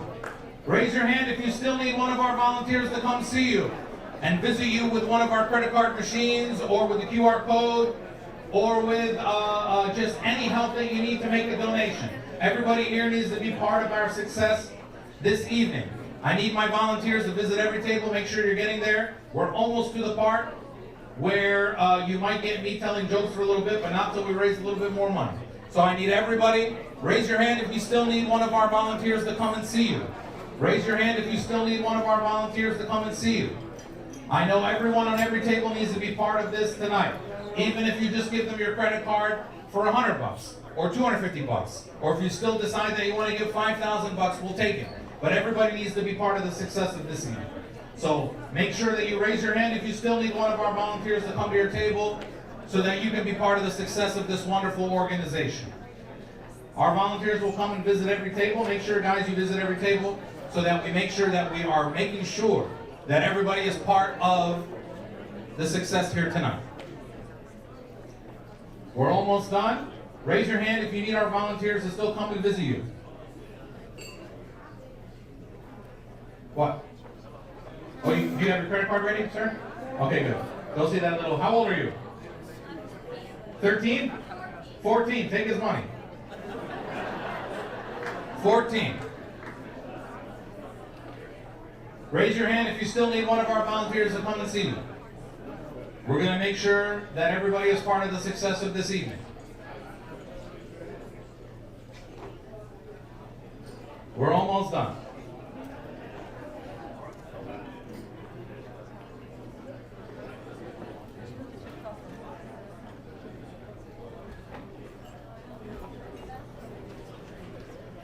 We're almost done. Please raise your hand. One more. We'll do this for 60 more seconds as our volunteers go around to make sure that we get every donation that's out there tonight.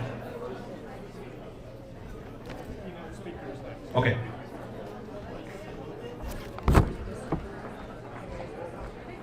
Hi. You want to say something? Oh, sure. Okay. Whenever you're ready.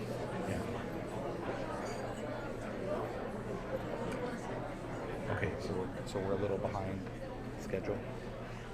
Okay. How long is this going to be? About 15. If you start to lose people, do whatever you want. Okay, you might want to cut it early. Okay. Everybody, please have your seats again. We're going to move on to our keynote address, which is joining us from Palestine. So please have your seats. Yeah. If you need our volunteers to come to you, please raise your hand and they will still come to you and make sure that they take care of your donation. Please have your seats. Please have your seats, everyone except the volunteers. But please have your seats, everyone at the bar. Please have your seats. And I will hand the mic over to Donna to introduce the keynote speech. So everyone, it's been, in this year alone, Rebuilding Alliance has had 125 congressional briefings. About 22 of them were in person, and the rest were all Zoom calls with incredible guest speakers on the line. And more importantly than anything, it was having you as constituents on the line. We put 40, sometimes 60 people on with each congressperson's staff. Usually staff, very few times where the member of Congress would join us, but mostly with their senior staff. And in that process, to be able to run an engine like that with 6 briefings a day, we had to have a lot of speakers. So who to bring you in this moment for your keynote speaker? We did try to bring him in person, but as you know, it's quite a crisis overseas now. What we did, I asked Andrea De Domenico, the head of UNOCHA, to join us tonight as our keynote speaker. Andrea De Domenico is the head of office for UNOCHA. I want to tell you that he conveys an invitation to each and every one of you. When you come to Jerusalem, you're welcome to come to the UNOCHA office that they would like to see you there. And so, with I mean, this is a distinguished person with many degrees. I usually have his bio completely memorized, but I want to move right along to let him speak for himself. We bring Congress there, and maybe let me close by saying this. In 2 days, our team will be bringing a group of youth from Palestine, from Ramallah, from Messiah, from Deir Dabuan, from Jerusalem. These will be both Palestinian Americans and Palestinians coming to Congress. They arrive on Tuesday. We're bringing constituents together from South Carolina to Washington, D.C., and then due to my board's insistence, we're taking them all the way to meet the mayor of New York and the speaker of the minority leader of the House, because after all, they seem to miss an important group when those people last visited the area. We're going to, right after that, only 2 days ago, we filed our paperwork with the Senate Ethics Committee to bring 9 Senate offices to be able to visit Jerusalem and the West Bank. 9, that's really huge. 4 Republican offices and 5 Democratic offices. And in that process, we will be taking them to meet with Andrea Di Domenico and his team at UN OCHA. That's the group that provides the research material. They provide the data. They're the ones that we draw upon for the humanitarian alerts. They're deeply important in our lives, in our work, in yours as well, and in what we try to bring forward to the Congress as well and get them to take action. So with that, go ahead and roll it. Let's hear from Andrea Di Domenico speaking in from Jerusalem.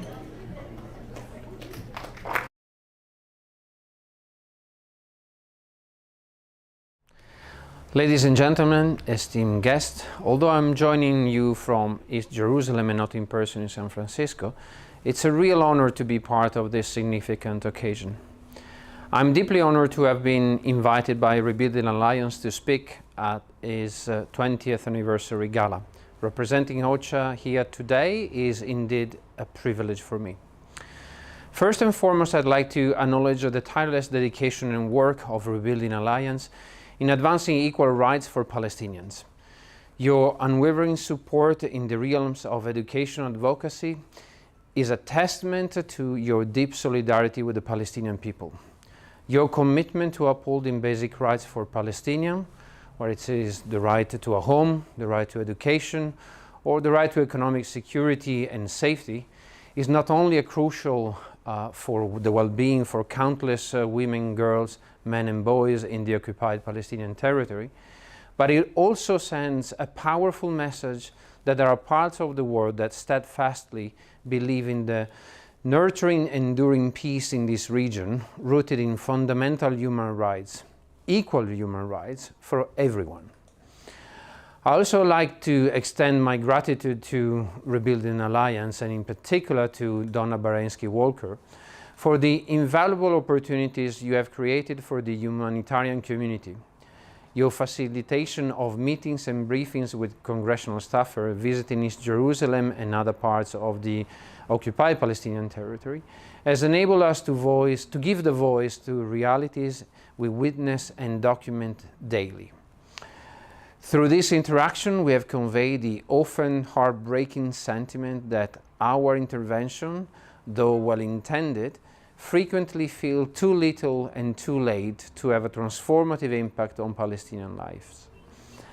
As I prepare for today, the title of this gala, Supporting Palestinian Sumud, resonated with me. It struck me that some might not be familiar with the concept of Sumud and its deep meaning and centrality when discussing Palestine. For over 56 years, ever since Israel occupied the West Bank and the Gaza Strip, Palestinians have daily experienced the occupation of their life. They faced stringent restriction of movement between communities and, at times, even between homes within their same city. The years-long stand blockade on Gaza Strip stands as a poignant example where the movement of both people and commodities is more the exception than the norm. What I'm really trying to say is that you need infinite Sumud, resilience, to confront every day the manifestation of the occupation when you go to school, when you go to a hospital, or simply when you visit your friend and families. Every day, always. Today, I'd like to highlight some of the recent trends we have noted from our vantage point that are particularly significant from the humanitarian point of view. The first one I would call it the spiral of violence. In the first 8 months of 2023, we have observed alarming shifts in the situation on the ground. Palestinian fatalities in the occupied Palestinian territory have nearly doubled compared to the same time frame in 2022. In fact, this year has already seen more Palestinian lives lost than the entirety of the previous year, 219, including more than 40 children. Similarly, injuries from live ammunition have surged by 70%. We have also witnessed a 50% increase in incidents of settler violence. On the Israeli side, we have counted 30 fatalities, more than double compared with the same period last year, already surpassing last year's total, and injuries have risen by 22%. Another fundamental element of the occupation is the demolitions. We have also seen large number of demolition, particularly in East Jerusalem. There has been a 7% increase in demolition across the West Bank compared to the same period in 2022. This has particularly affected farming, as many of the destroyed structures were used for agriculture. One particularly distressing event last month was the demolition of a donor-funded school in Ein Samia, near Ramallah. The second school actually this year, as friend of Rebuilding Alliance knows very well. This school served few remaining children of the community, many of whom were already displaced due to settler violence. In East Jerusalem alone, the demolition for the first 8 months of this year have increased by a staggering 50% compared with the same period of last year. Another element of manifestation of the occupation is the restrictions on movement. In Gaza, over 2.2 million Palestinians continue to live under blockade, only permitted to access under rare and exceptional circumstances, and only if there is a permit issued by the Israeli Authority. It's distressing to note that out of these, 1.3 million have been identified as needing humanitarian assistance. While exits are increasing, the number of people allowed out is still extremely limited. Each person typically exits multiple times during the month, so over the 4,100 exits in the first 8 months of this year represent in fact a much lower number of people. It's critical to understand the context. While the monthly average of exits is higher than last year, is still a staggering 85% less than the average before the year 2000, before the onset of the stringent access restriction on people. It is true that the number of working permits have increased, but not enough to translate into significant improvement in the overall living conditions in the Strip. Only 1% of the exit permits were issued in August were for women. In addition to that, 290 Palestinian UN and NGO employees remain confined in Gaza, unable to leave for work because their exit permit requests have not been approved or are still pending. Regarding goods, nearly 79,000 truckloads of authorized items have entered Gaza in the first 8 months of the year. But remember that Gaza population has grown by over 60% since the start of the blockade in 2007, and so have their needs. While the monthly average of truckloads entering has gone up, it remains still about 15% lower than before the blockade. Good exit in Gaza paint a similar picture. Although there is a slight increase from last year, it is still 34% less than the period before the 2007 blockade. As of last week, the Israeli authorities have completely closed their cargo crossing for exiting commodities due to the discovery of explosive substances in a truck. This has adversely affected the livelihood of many, raising, not for the first time, concerns about collective punishment. When it regards to the West Bank, in terms of movement, paints its own picture of distressing movement restriction. Here, movement restrictions are placed deep inside the occupied territory rather than only at the border.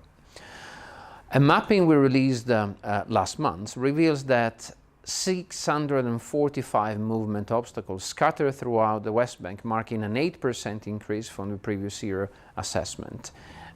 Breaking this down, 49 are constantly staffed checkpoints, over 300 are physical barriers like roadblocks, earth mount, and road gates, and a specific concentration of 80 varied obstacles is located within the Israeli-controlled area of Hebron. Looming over all this is the 442 miles long barrier, now 65% completed, largely positioned inside the West Bank. Take this moment to apologize to my colleague Andrea De Domenico and to urge you to watch his full presentation on the web when we pull it together in total, because our night is going long and I don't want to have you out too late, and I know you're all waiting for our wonderful star. So with that, I ask you for your patience and thank you for your forbearance, and let me give you back to Amr Zahar. Okay. Thank you, Donna. All right. I need my volunteers up here with the paintings. We have a couple more points of business to do, and then we will move on to some fun, I promise. Yeah. Okay, good. Well, I'll take that. They're better looking than you. Yeah. I mean, sorry, but I mean. Okay, Zaina, is that right? Talia, sorry, huh? Michaela. All right, good. So we have two wonderful paintings here. You might have seen in your program from from an artist named Talal Nasser. These are two paintings that were made, am I correct in saying they were made especially for us here tonight? Wonderful. These are two paintings, I believe in your thing it says they are oil paintings made specifically tonight. This one here, they're both of Palestine, as you can see. I mean, I think they're beautiful. We're gonna start. This is, okay, Arabs, I need your attention for a second. This is called an auction. I know most of you are fighting. Usually you fight to make the price lower. We are now fighting to make the price higher. You are not used to this, I understand. I remember I started an auction in New Jersey with a bunch of Arabs like 10 years ago. I said the bidding on this item starts at $1,000, and some Arab said $300. I said no, that's not the way this works. This is different. We are raising money. Your bid on this will be, again, a donation. These paintings were donated to Rebuilding Alliance, and these original paintings made for this event, your bid will be a donation as well to Rebuilding Alliance. So let's start with the small one, Talia, right? Talia, hold it up high for everybody, and you're gonna go right and left and show everybody what it looks like. I'm gonna start on this painting that can be up in your wall, a donation to Rebuilding Alliance. The bidding starts at $400. Who's willing to give me $400 for this painting? Raise your hand. $400. There, $400. Now I'm going to $450. I'm at $400 here. Who's going to give me $450 for this painting? $450. What's your name, sir? Isa. Jesus is giving me $400 for this painting, but I need somebody to give me more money. $450 for this painting. Who will give me $450 for this painting? Going once. Come on now. $450 for this painting. $450 right there. What's your name, sir? Marwan. Marwan is now at $450. $500 is what I'm looking for now. I'm at $450 with Marwan. I'm looking for $500 from anybody in the room. $450 here with Marwan. $450 here with Marwan. Raise your hand if you're willing to give us $500 for this painting right here that Talia is holding up. Made here. It's a donation. $500 right here. George, right? Jad. $500 from Jad. Is it your money? Your dad's money? Whose money? Dad's money? All right. It's okay. We'll take it anyway. $500 of Jad's dad's money for this painting. Does anybody want to give me $550 and take it away from Jad's dad? I'm looking for $550. I'm at $500 with Jad. I'm looking for $550. If you bid once, you're allowed to bid again. I'm here looking for $550. I'm at $500 right now. I'm here from Jad. $500 for this, going once at $500. Going twice at $500. And sold to Jad and his dad for $500. Where's your dad, bro? That's your dad? All right, cool. We'll take Jan and Asa. Okay, you can go give them their painting. Wait, is it your dad too? Is your uncle? All right, get out of here. It's a family conspiracy. Sorry, Marwan, you just got fooled by the whole family. All right, Michaela is showing this painting. This painting is a little bit bigger. This painting is beautiful. Show it to all sides of the room, Michaela. This is a landscape of Palestine, and as you can see, I think in the bottom we have like Palestinians in the bottom here. Yeah, it's very beautiful. So, if we can, oh, give me a white slide. A white slide. If you can make, this is all blue right now. Yeah. All right. Now I'm gonna. Good. Perfect. Perfect. I'm starting. This is perfect. Okay. Perfect. And then you can move off the screen. All right. I'm starting this one at $500. It's a little bit bigger. It's beautiful. $500 donation. You can have this on your wall right there. What's your name, ma'am? Reem. Reem is a beautiful name. You know what Reem means in Arabic? It's a deer. Yeah. There's like 75 Arabic girls' names that mean deer, and Reem is one of them. So, Reem, $500. I'm taking now looking for $550. I'm at $500 with Reem. $550 here going once. $500 with Reem. Somebody give me $550 for this. Where's that? $550. What's your name, sir? Bill? Is that really your name? Bassett. Okay, man. Bill is for white people. Bassett. You're in a safe space here. You can say Bassett. Bassett. Okay, good. Let's keep this. Keep this white screen. Perfect. Perfect. All right. $550 with Bassett. I'm looking for $600. Reem is giving me $600. I'm at $600 with Reem. Looking for $650. Anywhere in the room? $650. Raise your hand if you have Bassett giving me $650. 800, he said, Bassett. I heard 800. 800 from Bassett. 800. Now I'm just going in hundreds. Now I'm looking for 900. I'm at 800 from Bassett. Anyone want to give me 900 for the 900 from Reem? Thank you very much. I'm at 900 from Reem. Damn, Bassett. What'd you say? Tell me what number you're going to say, Bassett. $1,000 from Bassett. $1,000. I'm looking for 1,100 now, or any other higher number than 1,100. But I'm at $1,000 with Bassett. Anyone want to give me more than $1,000, 1,100 or more for this? I'm at 1,000 with Bassett. 1,100 from Reem. 1,100 from Reem. Sorry, nice try, bro. Try. 1,100 from Reem. Oh, we're here to raise money. What'd you say? 1,500 from Bassett. I'll take it. 1,500 donation to Rebuilding Alliance in this beautiful painting. $1,500 from Bassett. I'm looking for $1,600 or more. I'm at $1,500 from Bassett. Raise your hand and make some noise if you want this beautiful painting that Michaela is holding up here for us. I'm at $1,500 with Bassett. $1,500 going once. $1,500 twice. And Bassett, you want to go more than $1,500? Okay, all right. And it is sold to our brother Bassett. Thank you very much, Bassett. You can take it down right here. Bassett for $1,500. Okay, can we raise this screen? Can somebody help me raise the screen at a certain point? So, if someone can help me raise the screen, anyone who works here or someone can raise the screen. I'm going to raise the screen. Okay. All right, now what I'm going to do, somebody, now you can help me, Jad and George and all you guys. Bring me, yeah, wonderful. Raise up one of those centerpieces. See these centerpieces on your table? I know you Arabs are used to going to a wedding or a party where you steal these centerpieces and you take them home to your house, but we are selling them now. Zaina, right? Can you come over here, Zaina? Zaina is holding up this beautiful centerpiece. These were put together by the beautiful volunteers. It's beautiful. I think this is like olive. Is that right? These are olive leaves? I see, we can tell. Olive leaves and other things in the middle of them. So, look at everyone. We're going to auction one per table. I mean, they told me to start at like some low number, but I'm going to say I think like $100 donation is good to take one of these centerpieces home. So look around, maybe split it with somebody on your table. Who on each table is willing to pay $100? Another donation to this centerpiece. Yeah, you're on that table. What's your name? Tala. All right, good. $100 for that table. What other tables are willing to pay? That's your sister? That's okay. Well, okay. Yes, I got another $100 over there. What's your name? What? Rita? Rita, $100 over there. Who on these tables are willing? Yes, ma'am. What's your name again? Norma. $100 here on this one. Every table, I need somebody to take these centerpieces. Reem, finally, you're going to spend some money. Yes. Reem is buying that centerpiece for $1,000. No, $100. Who else is willing to take their centerpiece? Remember, this is just another donation. Thank you, sir. Isa, right here. Thank you, ma'am. What's your name? Ish? Riyal? Firial. Thank you, Firial. $100 on that one. Who on their table is willing to give another $100 donation?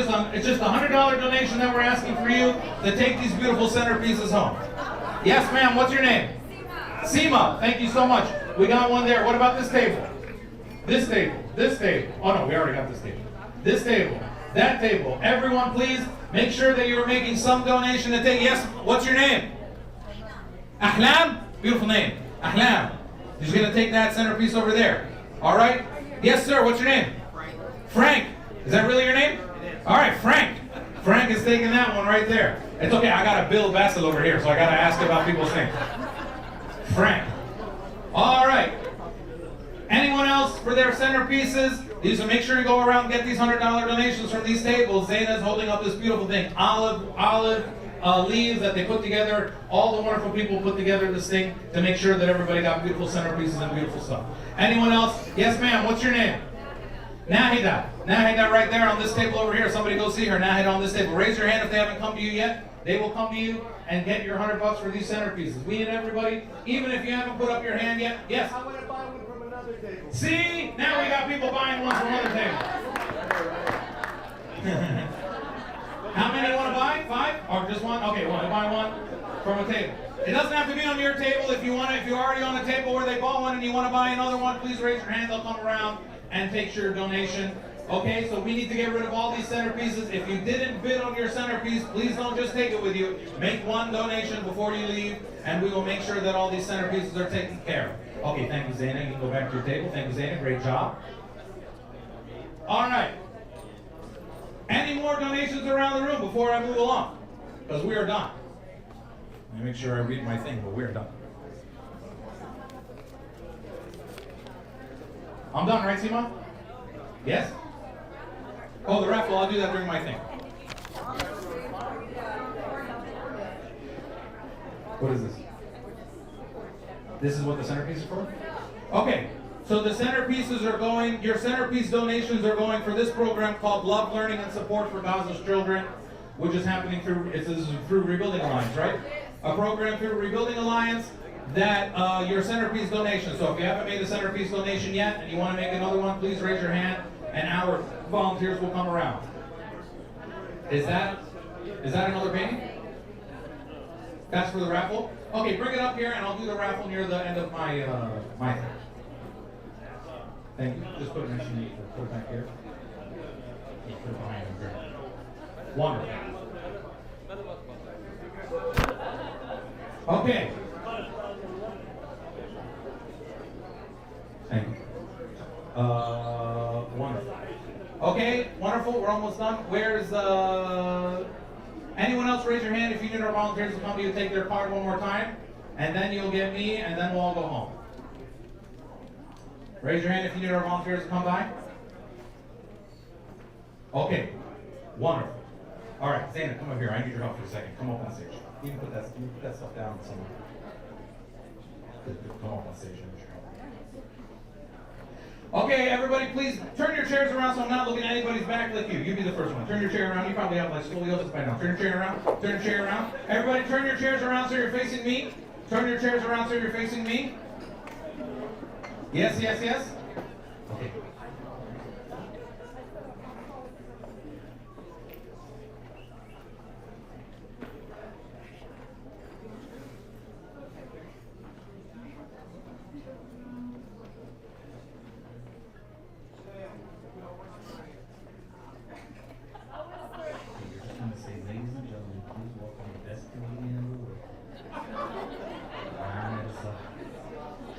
Practice it with me.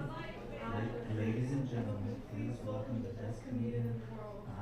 Right, now I just need you to do it with a lot of energy, and then I'm going to walk over there and pretend like I just...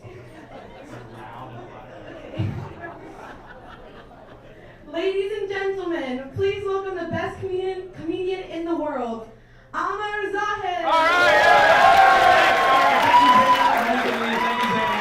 Great job, wonderful. All right, everybody. So, thank you so much for all having me here again in San Francisco. I am very honored to be... Get these people to sit down. Sit down. Talk later. Sit down. We are here again to celebrate Palestine and to celebrate our beautiful Arab culture because, listen, let me again hear, clap if you're Arab tonight, clap if you're Arab, yes. Turn your chair around, man, turn your chair around, get comfortable, turn your chair around. Okay, good, and then the Arabs we have tonight, we had Lebanese, right? Where's the Lebanese people again? Oh, all right, I know you think it's a nightclub, I'm just asking. Just calm down. All right, Jordanians, right? Are they still here, the Mensa people? Okay, Jordanian. All right, wonderful. And then were there Syrians? I forget. Were there Syrians? Yes.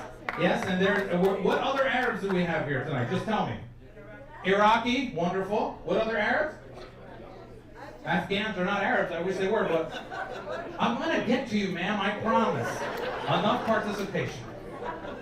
Okay, all right, wonderful, and I know we have our Persian sister with us here again, and our Afghani sister, and I know we have Asian brothers and sisters, Latino brothers and sisters, and the white people. So, are there any white people here who are married to one of us? Like you married one of us? Yeah? You? What's your name? You just raise your hand. Gina? You're white. Gina. Zaina? I can hear you. Gina. And you're married to, is this him? What's your name, sir? John? John Shammy. Johnny. Johnny? Does he belong to you, Miss Shammy? Does he belong to you? Yes? Aunt. All right. How long have you guys been married? Why are you looking at, how long have you been married? 26 years? MashaAllah, 26 years, that's a long time. See, sometimes we marry white people. And that's okay, we're Palestinians, we travel all around the world. That's what happens. Sometimes we marry, we just marry whoever's close. But let me tell you something I know about John. I don't know John and Gina, but let me tell you something I know about them. When we marry white people, we do not become more white. They become more Arab and Palestinian. That's the way it works. Because our culture is contagious. Gina was living a regular, boring white life. Not much was going on. Then she ran into this beautiful brown man, and her life changed a lot. His life didn't change that much. Her life changed a lot. Now, right? Now you're dancing in circles, you're kissing people you never met before, you have 75 cousins, you're protesting once or twice a year, right? Your life changed a lot. Because we have an amazing culture, I'm not ashamed to say it, the Arab culture is the most beautiful culture on planet Earth. We have a beautiful culture, yes. We do. We do. We have, we love our culture. Sometimes we love our culture a little too much. You know, like when we have white people in our countries, we call them ajanib, which means foreigner. That's what it means. And then when we come here to America, what do we call white people? Ajanib. We still call them ajanib. This is how much we love our culture. In Michigan, there's a 75-year-old woman from Ramallah. She's walking around the mall. She's like, "Shoo, chill, ajanib." I'm like, you are in Michigan. Inti ajnabiyya. And so I'm not ashamed to say it. It's just stronger than other cultures.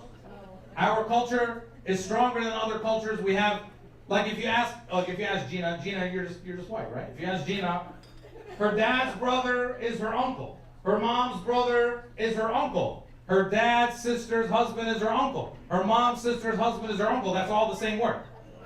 In Arabic, these are different people. My dad's brother is my ammi. My mom's brother is my family. This other guy is Joe's auntie. I don't know who the fuck he is. I don't know who he is. He's not related to me. If he divorces my auntie, I'll never see him again. And even my ammi and khali are two totally different people. My ammi, that's my brother's dad. He's like my dad. He can hit me. He can tell me what to do. My khali, that's my mom's brother. He's my friend. We hang out. You know? Like my ammi says, don't go to the strip club. And my khali says, let's go to the strip club. These are different people. White people have one word for cousin. One word for first cousin, one word. We have 8 words. Everything going okay over there? Good. I can hear you guys. Thanks. We have 8 words for first cousin. We need to know how. That's why when white people say that's my cousin, we say, first thing Arabs say is how. And white people don't understand the question. We need to understand. We need to know. And they say that's my uncle's kid. Which uncle? We need to know. We have very strong, I love our words. We have words like, some words I don't understand, I still don't understand. I still don't. Silfi, suhri. I don't. Adil is my favorite word.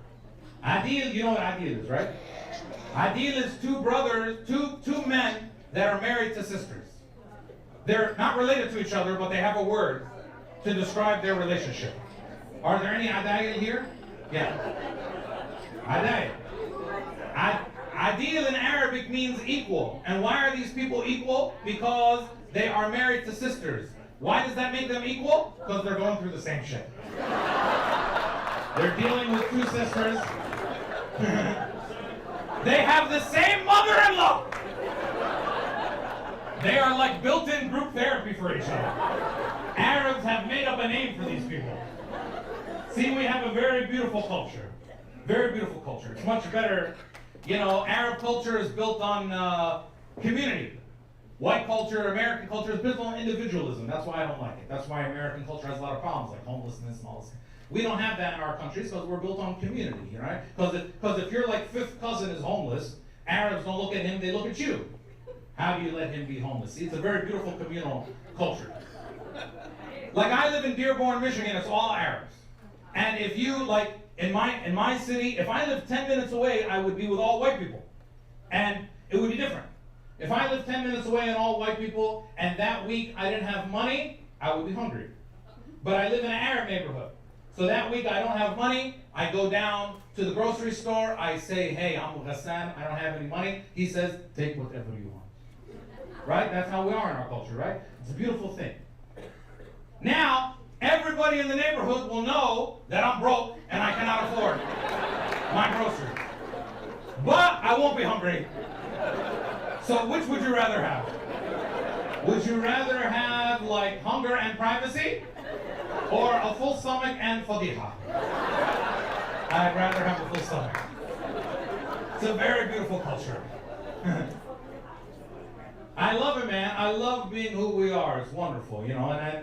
And we have this. I live in Dearborn now, which is mostly we have a lot of Lebanese people and a lot of Yemeni people, Lebanese people, and our Lebanese brothers and sisters who live with me in Dearborn. They are from the south of Lebanon.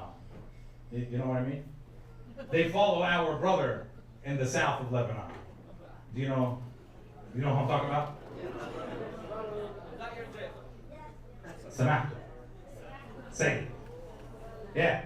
It can be confusing, like we have all those families there. I was in a restaurant in Dearborn like 10 years ago, and my waiter was this young Arab kid, and he was messing up my order. You know, I order a Coke, he brings me coffee. I order a salad, he brings me a sandwich. I used to be a waiter. It's not that hard. You pay attention, and they bring you what you want.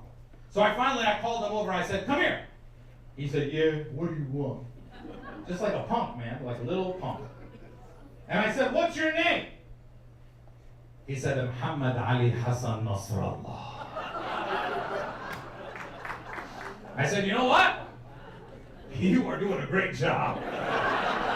I want you to tell everyone in your family that Ahmed Azaf said you're doing a great job. Because I got enough drama in my life. All right? The American government hates me. The Israeli government hates me. I do not want to turn on El Manar TV one day and I'll be watching a speech. Death to America, death to Israel, and death to who is this guy? Ahmed Zahir in Dearborn, Michigan? We're going to get you. I just came back from Palestine. I never say that I visit Palestine. I always say that I return to Palestine, because we're all returning one day.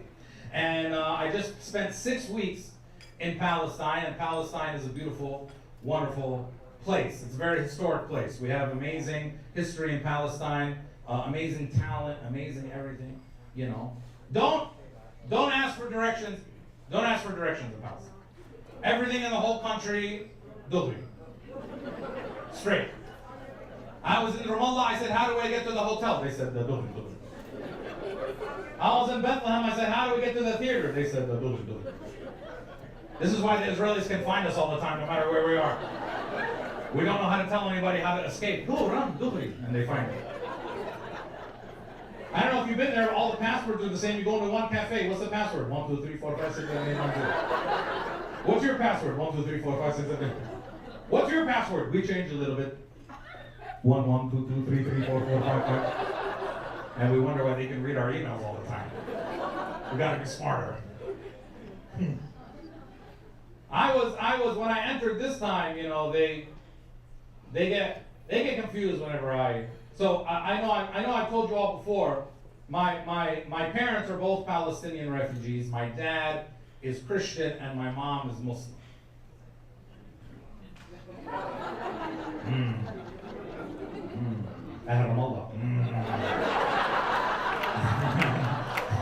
That's why I can't go to the Mullah convention. No, I'm just kidding. They welcome me with open arms. No, that's called the haram combination. And this is the result. This is the result of doing comedy at the Basque Cultural Center. Now, I like, you know, there's 2 million Palestinians who have Israeli citizenship, and I have Israeli citizenship because my mom was born in Akka, which is inside, you know, so she was born in Akka. So she gave me a passport. I got it like 7 years ago because they started sending me back on my American passport, and they gave it to me, which again lets me know that they're not that smart. I'm not the person you should be giving it to, you know, they should have denied it, but they gave it to me. And now my parents met here in Berkeley, California when they were students in the 70s. And then they went back to Jordan because that's where my dad got a job, and I was born in Jordan. So now I have one of their passports, and I'm born in Jordan. So when I entered, this is very confusing to them, because they're used to seeing, you know, people born in different countries, but not people born in, you know, Jordan. This doesn't make any sense to them. So when I entered this time, I got into the Israeli passport line, you know, and I put my thing on the machine. It didn't work. It said, "Go see the border officer." So I went over. Please put your phones on silent. Whoever's phone. So I went over to go see the border officer, and I was very smiling, you know, on my passport, and we look like them. You know, that's one of the problems. We look like them. So she thought I was one of them. You know, I got the haircut, the whole thing. You know, so and she started talking Hebrew to me.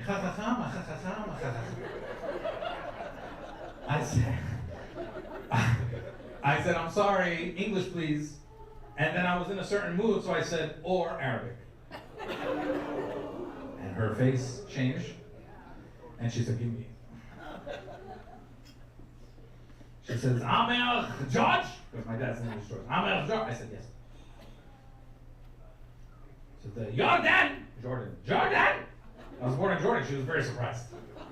I said, "Yes." She said, "How you get this?" I said, "From my mom." I said, "It's real, right?" She goes, "Yeah." She started putting through the machine. I said, yeah, it's real, it's real.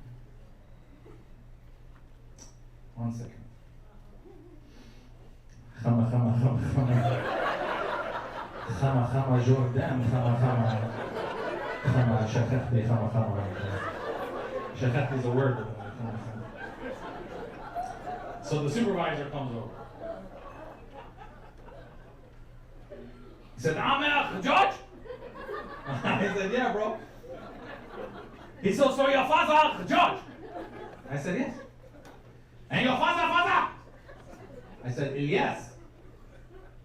He said, "Your mother?" I said, "Anna." He said, "Your mother, father?" Oh, shit. Muhammad. And he got confused. "George? Elias? Mohammed?" I said, "Yes." He said, "No, that is haram. That is haram." I said, "Yes." He said, "Okay." He said, "Jordan?" I said, "Yes." He said, "How you get this?" I said, "From my mom. It's real, right?" He says, "Yeah. 1 second. Chama, George, Elias, Mohammed. Chama, Jordan, chama, shachachti, chama. So I was okay with all of this until then he looked at me and he said, this is where I got pissed off. He said, "What is the purpose of your visit?"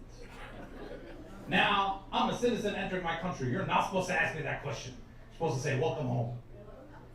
So I got mad at him. I said, I'm going home to Palestine. I said, what is the purpose of your visit? Now, they don't understand humor, so he said, go, go, go, go, go, go, go, go, go, go.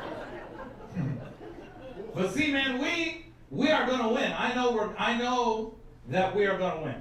It's very simple. We're going to win. We're not going anywhere. They've been trying to get rid of us. You know, they've been trying to get rid of us for a very long time. And let me tell you one statistic that makes me know. Well, in 1948, they kicked out a lot of people. Raise your hand if you are a refugee from 1948 or the child or the grandchild of a refugee from 1948. See, that's a lot of people. See, look around the room. See all those people? See, that's a lot of people. Now, they got a lot of them. They got my grandparents. They got a lot of people. They didn't get everybody. 150,000 Palestinians remained in what became the new state of Israel. 150,000. Now, if those 150,000, if they only grew at the normal average global birth rate, after 75 years, they should be around 600,000 people. Do you know how many they are? 1.9 million. See? That's right. You can't get rid of us. They've been trying to get rid of us. You can't get rid of us. They might have tanks and helicopters, but we have the strongest weapon in the world. And you will never get rid of us. That's why you go around Palestine, you ask the father, how many kids you have? He says, 1, 2, 3, 4, 5. You say, how old are they? 1, 2, 3, 4, 5. You cannot get rid of us, all right? They drop bombs, we drop babies. You cannot get rid of us. You'll never get rid of us. 2,000 years ago, we got a woman pregnant without touching her. So what did you think would happen when we start touching each other?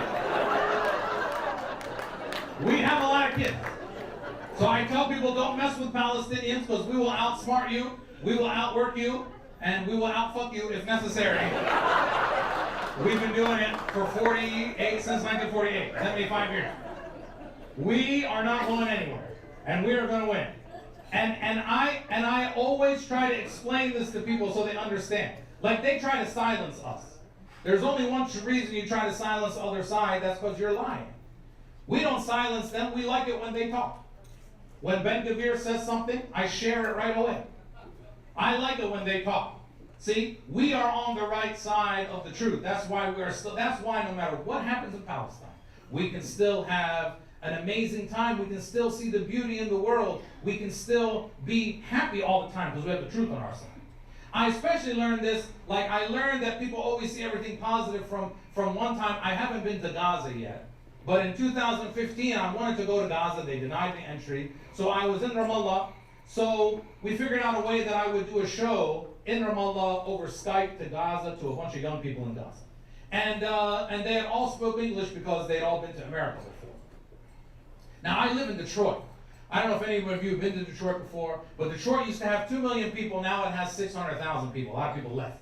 There's a lot of abandoned buildings and abandoned. You've been to Detroit before. Maybe you've seen this.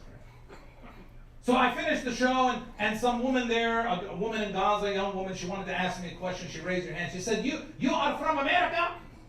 I said, yes. She said, where do you live in America? I said, Detroit. And she said, oh. I said, Leish? She said, I came to America. And I went everywhere in America. And America is a beautiful country. And then I came to Detroit. And I saw Detroit. And I said to myself, what can the people of Gaza do to help the people of Detroit?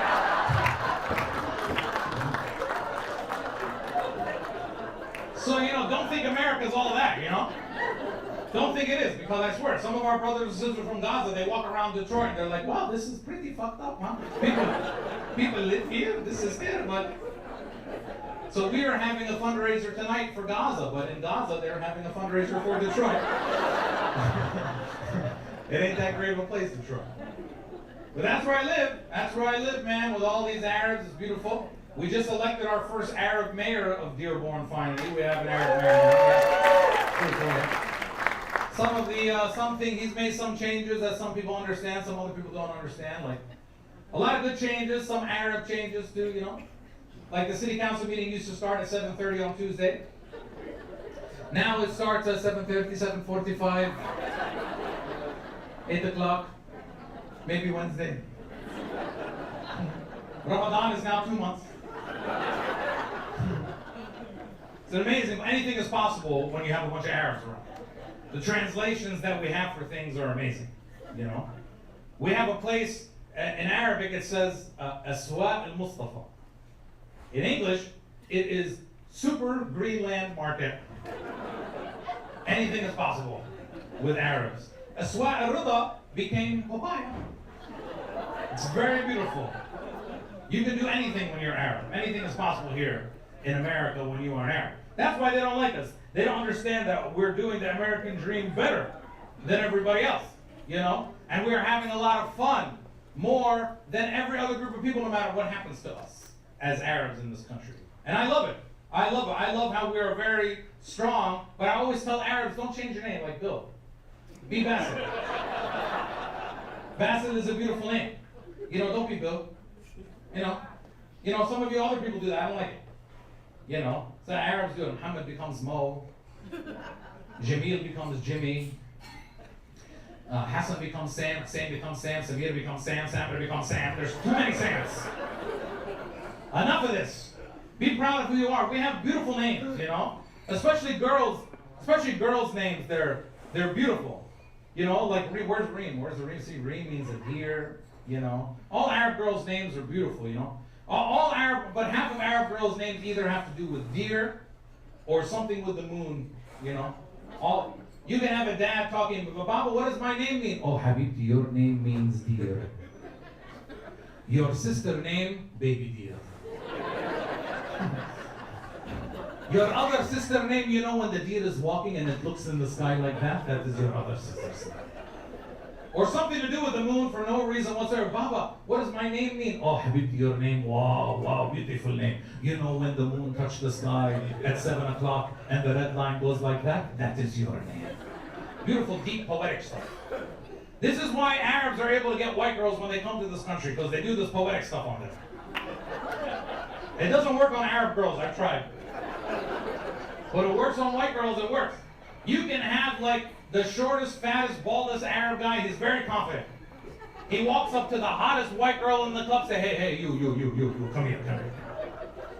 You are like the sun. And the other gear, just the stars. When you walk, it is like a deer walking in the forest. Your eyes are like the eyes of a cow, which in our culture is very beautiful. What is your name? Gina? Wow, Gina. Gina. You know what Gina means? You know when the moon touched the sky at 7 p.m. and the red line goes like that. And it works. And it works. And they get American citizenship. And they can stay. See, that's why we're here tonight, to celebrate our beautiful culture. I know I did this last year, but let's do it again. I know we love each other and we support each other, but I don't think we tell each other enough. That's why we're here tonight. I'm going to leave in a few minutes. I don't know, white people, I don't know if you know this. When Arabs say they're going to leave, it means like another 35 or 45 minutes. Well, I'm going to leave in a minute. But, last year when I was here, did I tell you my story about Ahlan wa Sahlan? Yeah, I did. What? Okay, where's anyone white other than Gina? She's not the only one. Yeah? You guys, right? What's your name? Carol and? Terry? Good. You're white. Yeah, I can tell. Okay. From California? Yeah, okay, cool. Stop snapping. Whoever's snapping. Yeah, Terry and Carol. Terry, let me teach you. You're Terry. Okay. Terry, let me teach you something about our culture. Two things about our culture. We have, one is going to be a saying, and one is a tradition in our culture called start leaving. Okay? Let me explain them to you. The first is a saying, it says ahlan wa sahlan. We all say, in fact, it means welcome, okay? Let's all say it to Terry. 1, 2, 3. Ahlan wa sahlan. Ahlan means like ahlan, like you're one of us, you're part of our family. Sahlan, like we want to make your life easy, means welcome. Say it all the time. Let's all say it to him again. 1, 2, 3. Ahlan wa sahlan. In fact, for the first 3 hours that people are at my house, my dad only says ahlan wa sahlan. You have a beautiful house. Ahlan wa sahlan. The food was delicious. Ahlan wa sahlan. Your kids are so smart. Ahlan wa sahlan. Especially Amir. Ahlan wa sahlan. Then there comes a time around 10:30, 11 o'clock, where all the men are sitting in the salon. You have this room in your house, the salon. This is the room that gets vacuumed every day for no reason. It never gets used. It's got all the pictures from Palestine. It's covered in plastic all the time. It looks like a mafia murder is about to happen in that room all the time. You know what I'm talking about, right? And all the men are sitting in the salon, and it's getting late. And they've already done everything. They had dinner, they had coffee, they had dessert, they had tea, they had balawa, they had kanafi. Somebody talked about the Palestinians and the Jews. Somebody said poetry. It's getting late now. And nobody is saying anything anymore. It's totally silent. And my dad leans back and he leans forward and he says, Ahlan wa sahlan. Now this Ahlan wa sahlan does not mean, welcome to my house. This means, you gotta go home. Now the Arab sitting next to my dad, he understands what's going on. So he stands up and he looks at my dad and he says, you know, George, it's getting late. We should go. And my dad lies to him. No! Stay! Sleep over! This is a lie. This is a lie, but we lie because we love each other. It's a lie. By the way, you can't do this with white people, okay? If you, one day my dad invited the white neighbor over to the house, and it was getting late. The white guy got up and he goes, you know, George, it's getting late. We should go. My dad said, no, stay. And the white guy said, okay, fine. 5 minutes later, he's like, I gotta go. My dad said, no, sit down. He said, okay, fine. 10 minutes later, my dad freaked out, get the hell out of my house. Don't you understand that our culture, when we say stay, it means go. So this guy next to my dad, that he understood what was going on, he calls his wife in the room and he says to her, Rania, let's start leaving. Because you can't just leave in our culture, right? It's rude. Takes a little while, 25, 35 minutes. So they sit back down, they do some more bullshit, then like 10 minutes later, the mom sends the son into the room. Hey, Baba, Mama says she's ready to go. He says, tell her like another 5 minutes. He's like the UN ambassador back and forth. And then finally they leave. Start leaving. Does it make sense, Terry? Start leaving. That's why there's still Palestinians in Palestine today. Because the Israelis came 75 years ago with guns and they said, we are the Israelis and you have to go. And the Palestinians said, okay, let me start leaving. Let me say bye to everybody. Takes a while. So we have to be proud of who we are and love each other. So let's do a little exercise. We have to tell each other. I don't think we tell each other. So I want you to look at the people on your table, if you know them, especially if you don't know them, but look at them all and tell them, I'm happy to see you tonight. Go ahead. Good. Good. Now I want you to look at these people and tell them, I'm proud of you. Tell them. Yes. Now I want you to look at these people and tell them, I love you. Yes, because we have to love each other and be proud of each other and tell each other. That's the first reason I came here tonight. The second reason I came here tonight is because I'm 46 and single and my mom thinks I'm gay. So there's nothing wrong with being gay. I'm just not. You know, I'm just not. She believes that I am. She believes this very strongly. She has no evidence other than I'm 46 and single. I'm not. There's nothing wrong with it. I'm just not. You know. But she tries to trick me into telling her that I am. She calls me and she says, Amber, are you dating any girls? I said, no. She says, others? I said, no. No others. I just came back from Palestine, which is a very confusing place to be if you are somebody like me. Because, let me explain it like this. In America, if a man and a woman, I was in Ramallah for 6 weeks. In America, if a man and a woman are walking down the street holding hands, that's totally normal. If two men are walking down the street holding hands in America, it's still kind of weird. In Ramallah, if a man and a woman are walking down the street holding hands, it's kind of weird. If two men are walking down the street holding hands, it's totally normal. So I didn't know that. So I was walking down the street with a friend of mine in Ramallah, and he wanted to talk to me, so he grabbed my hand. But I'm American. So I was like, hey man, stop it. He said, no, it's okay. I said, it's not okay. Don't touch me. He said, no, you can hold my hand. I said, I don't want to hold your hand.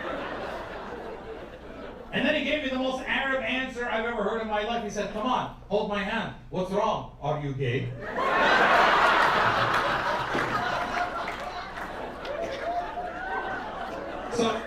So I held his hand.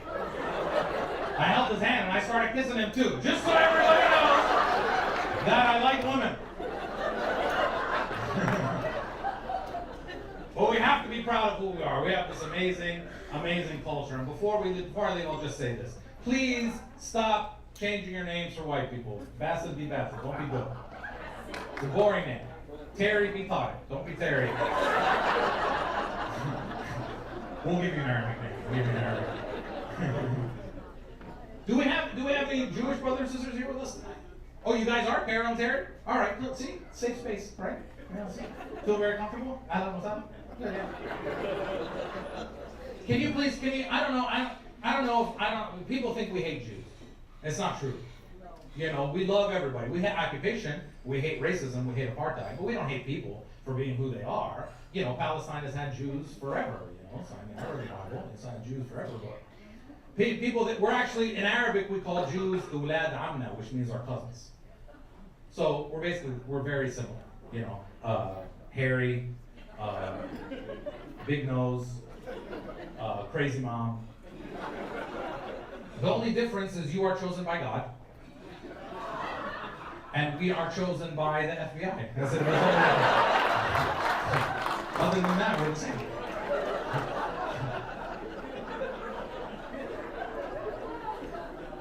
But be proud of who you are. All right? Don't change your name for anybody. I don't like this. If your name is Bassett, be Bassett. It's a beautiful name. Your parents gave you that name. It's a beautiful name. What do you think is going to help you? One day when the FBI comes to arrest all of us and send us all to Guantanamo Bay, you're just going to look at them and be like, but my name is Bill. You know what's not going to happen? You're going to Guantanamo Bay with the rest of us. Don't change your name. Be proud of who you are. Okay? That's my message to everybody here tonight, especially young people. Be proud of who you are. We have the most amazing culture on earth. We are Palestinians. We have the truth with us. Be proud of who you are. Don't change your name. Don't change who you are for anybody. If your name is Muhammad, be Muhammad. If your name is Jamil, be Jamil. If your name is Bassett, be Bassett. If your name is Fatima, be Fatima. If your name is Zainab, be Zainab. If your name is Jihad, be Jay. Because we have enough problems. And we don't need any more problems. All right, everybody, I love you. I'm proud of you. Have a good night. And we'll see you all soon.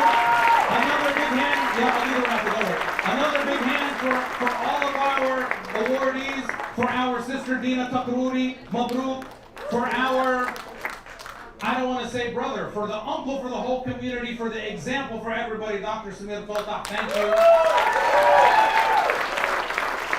And we have one last piece of business, which is the raffle for this beautiful painting. So please take out your raffle tickets. I didn't get one. Buy one. Anyone want to buy raffle tickets? What do you think, they're free, bro? Take out your raffle tickets. Somebody come up here. I don't know where I'm supposed to draw the raffle from. If you want to buy a last minute raffle ticket, I believe they're $10. You have 30 seconds to do that.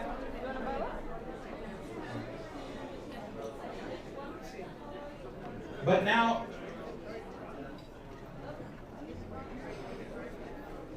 all right, take out your raffle tickets, please.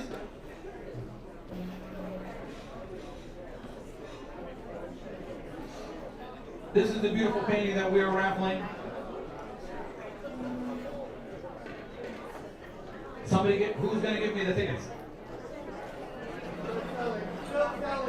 You're still selling? You have like 60 seconds to sell because people want to go home. Ahlan wa sahlan.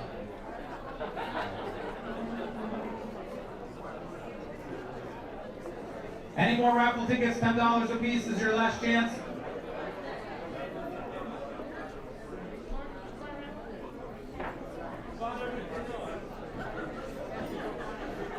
somebody bring me the bowl? Okay. Take out your raffle tickets. Let's do this last raffle, please.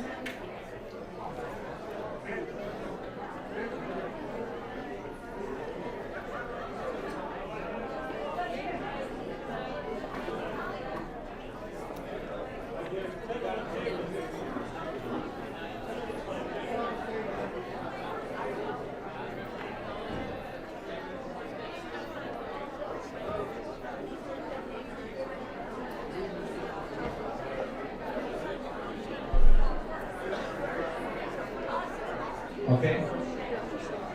Any last raffle tickets need to go in the basket here? That's okay. Any last raffle tickets need to go in the basket? Please take them apart, put them in the basket. Take out your raffle tickets, please. Any more raffle tickets to go in the basket? She has some, I think, okay, let's get them from her real quick. Any more raffle tickets to go in the basket? Yeah, let's stop selling. Please stop selling.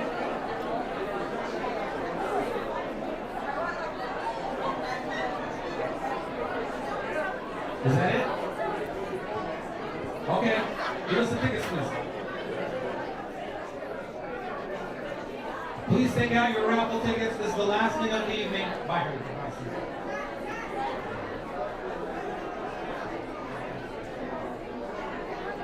Any more? Let's go. The artist of this is Mesa Yusuf. She's from Gaza. Let me have everyone's attention one more time real quick, please. Is that it? Okay, come on.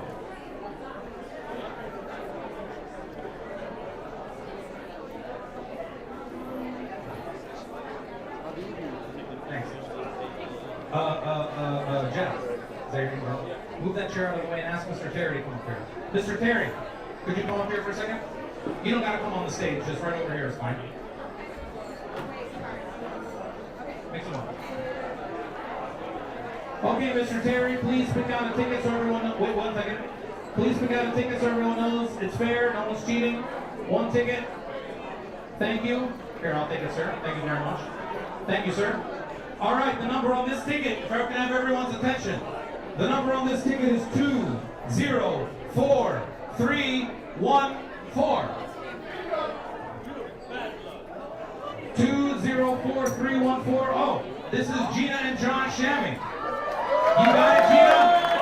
Wonderful. All right. You gave us American citizenship. We give you this painting.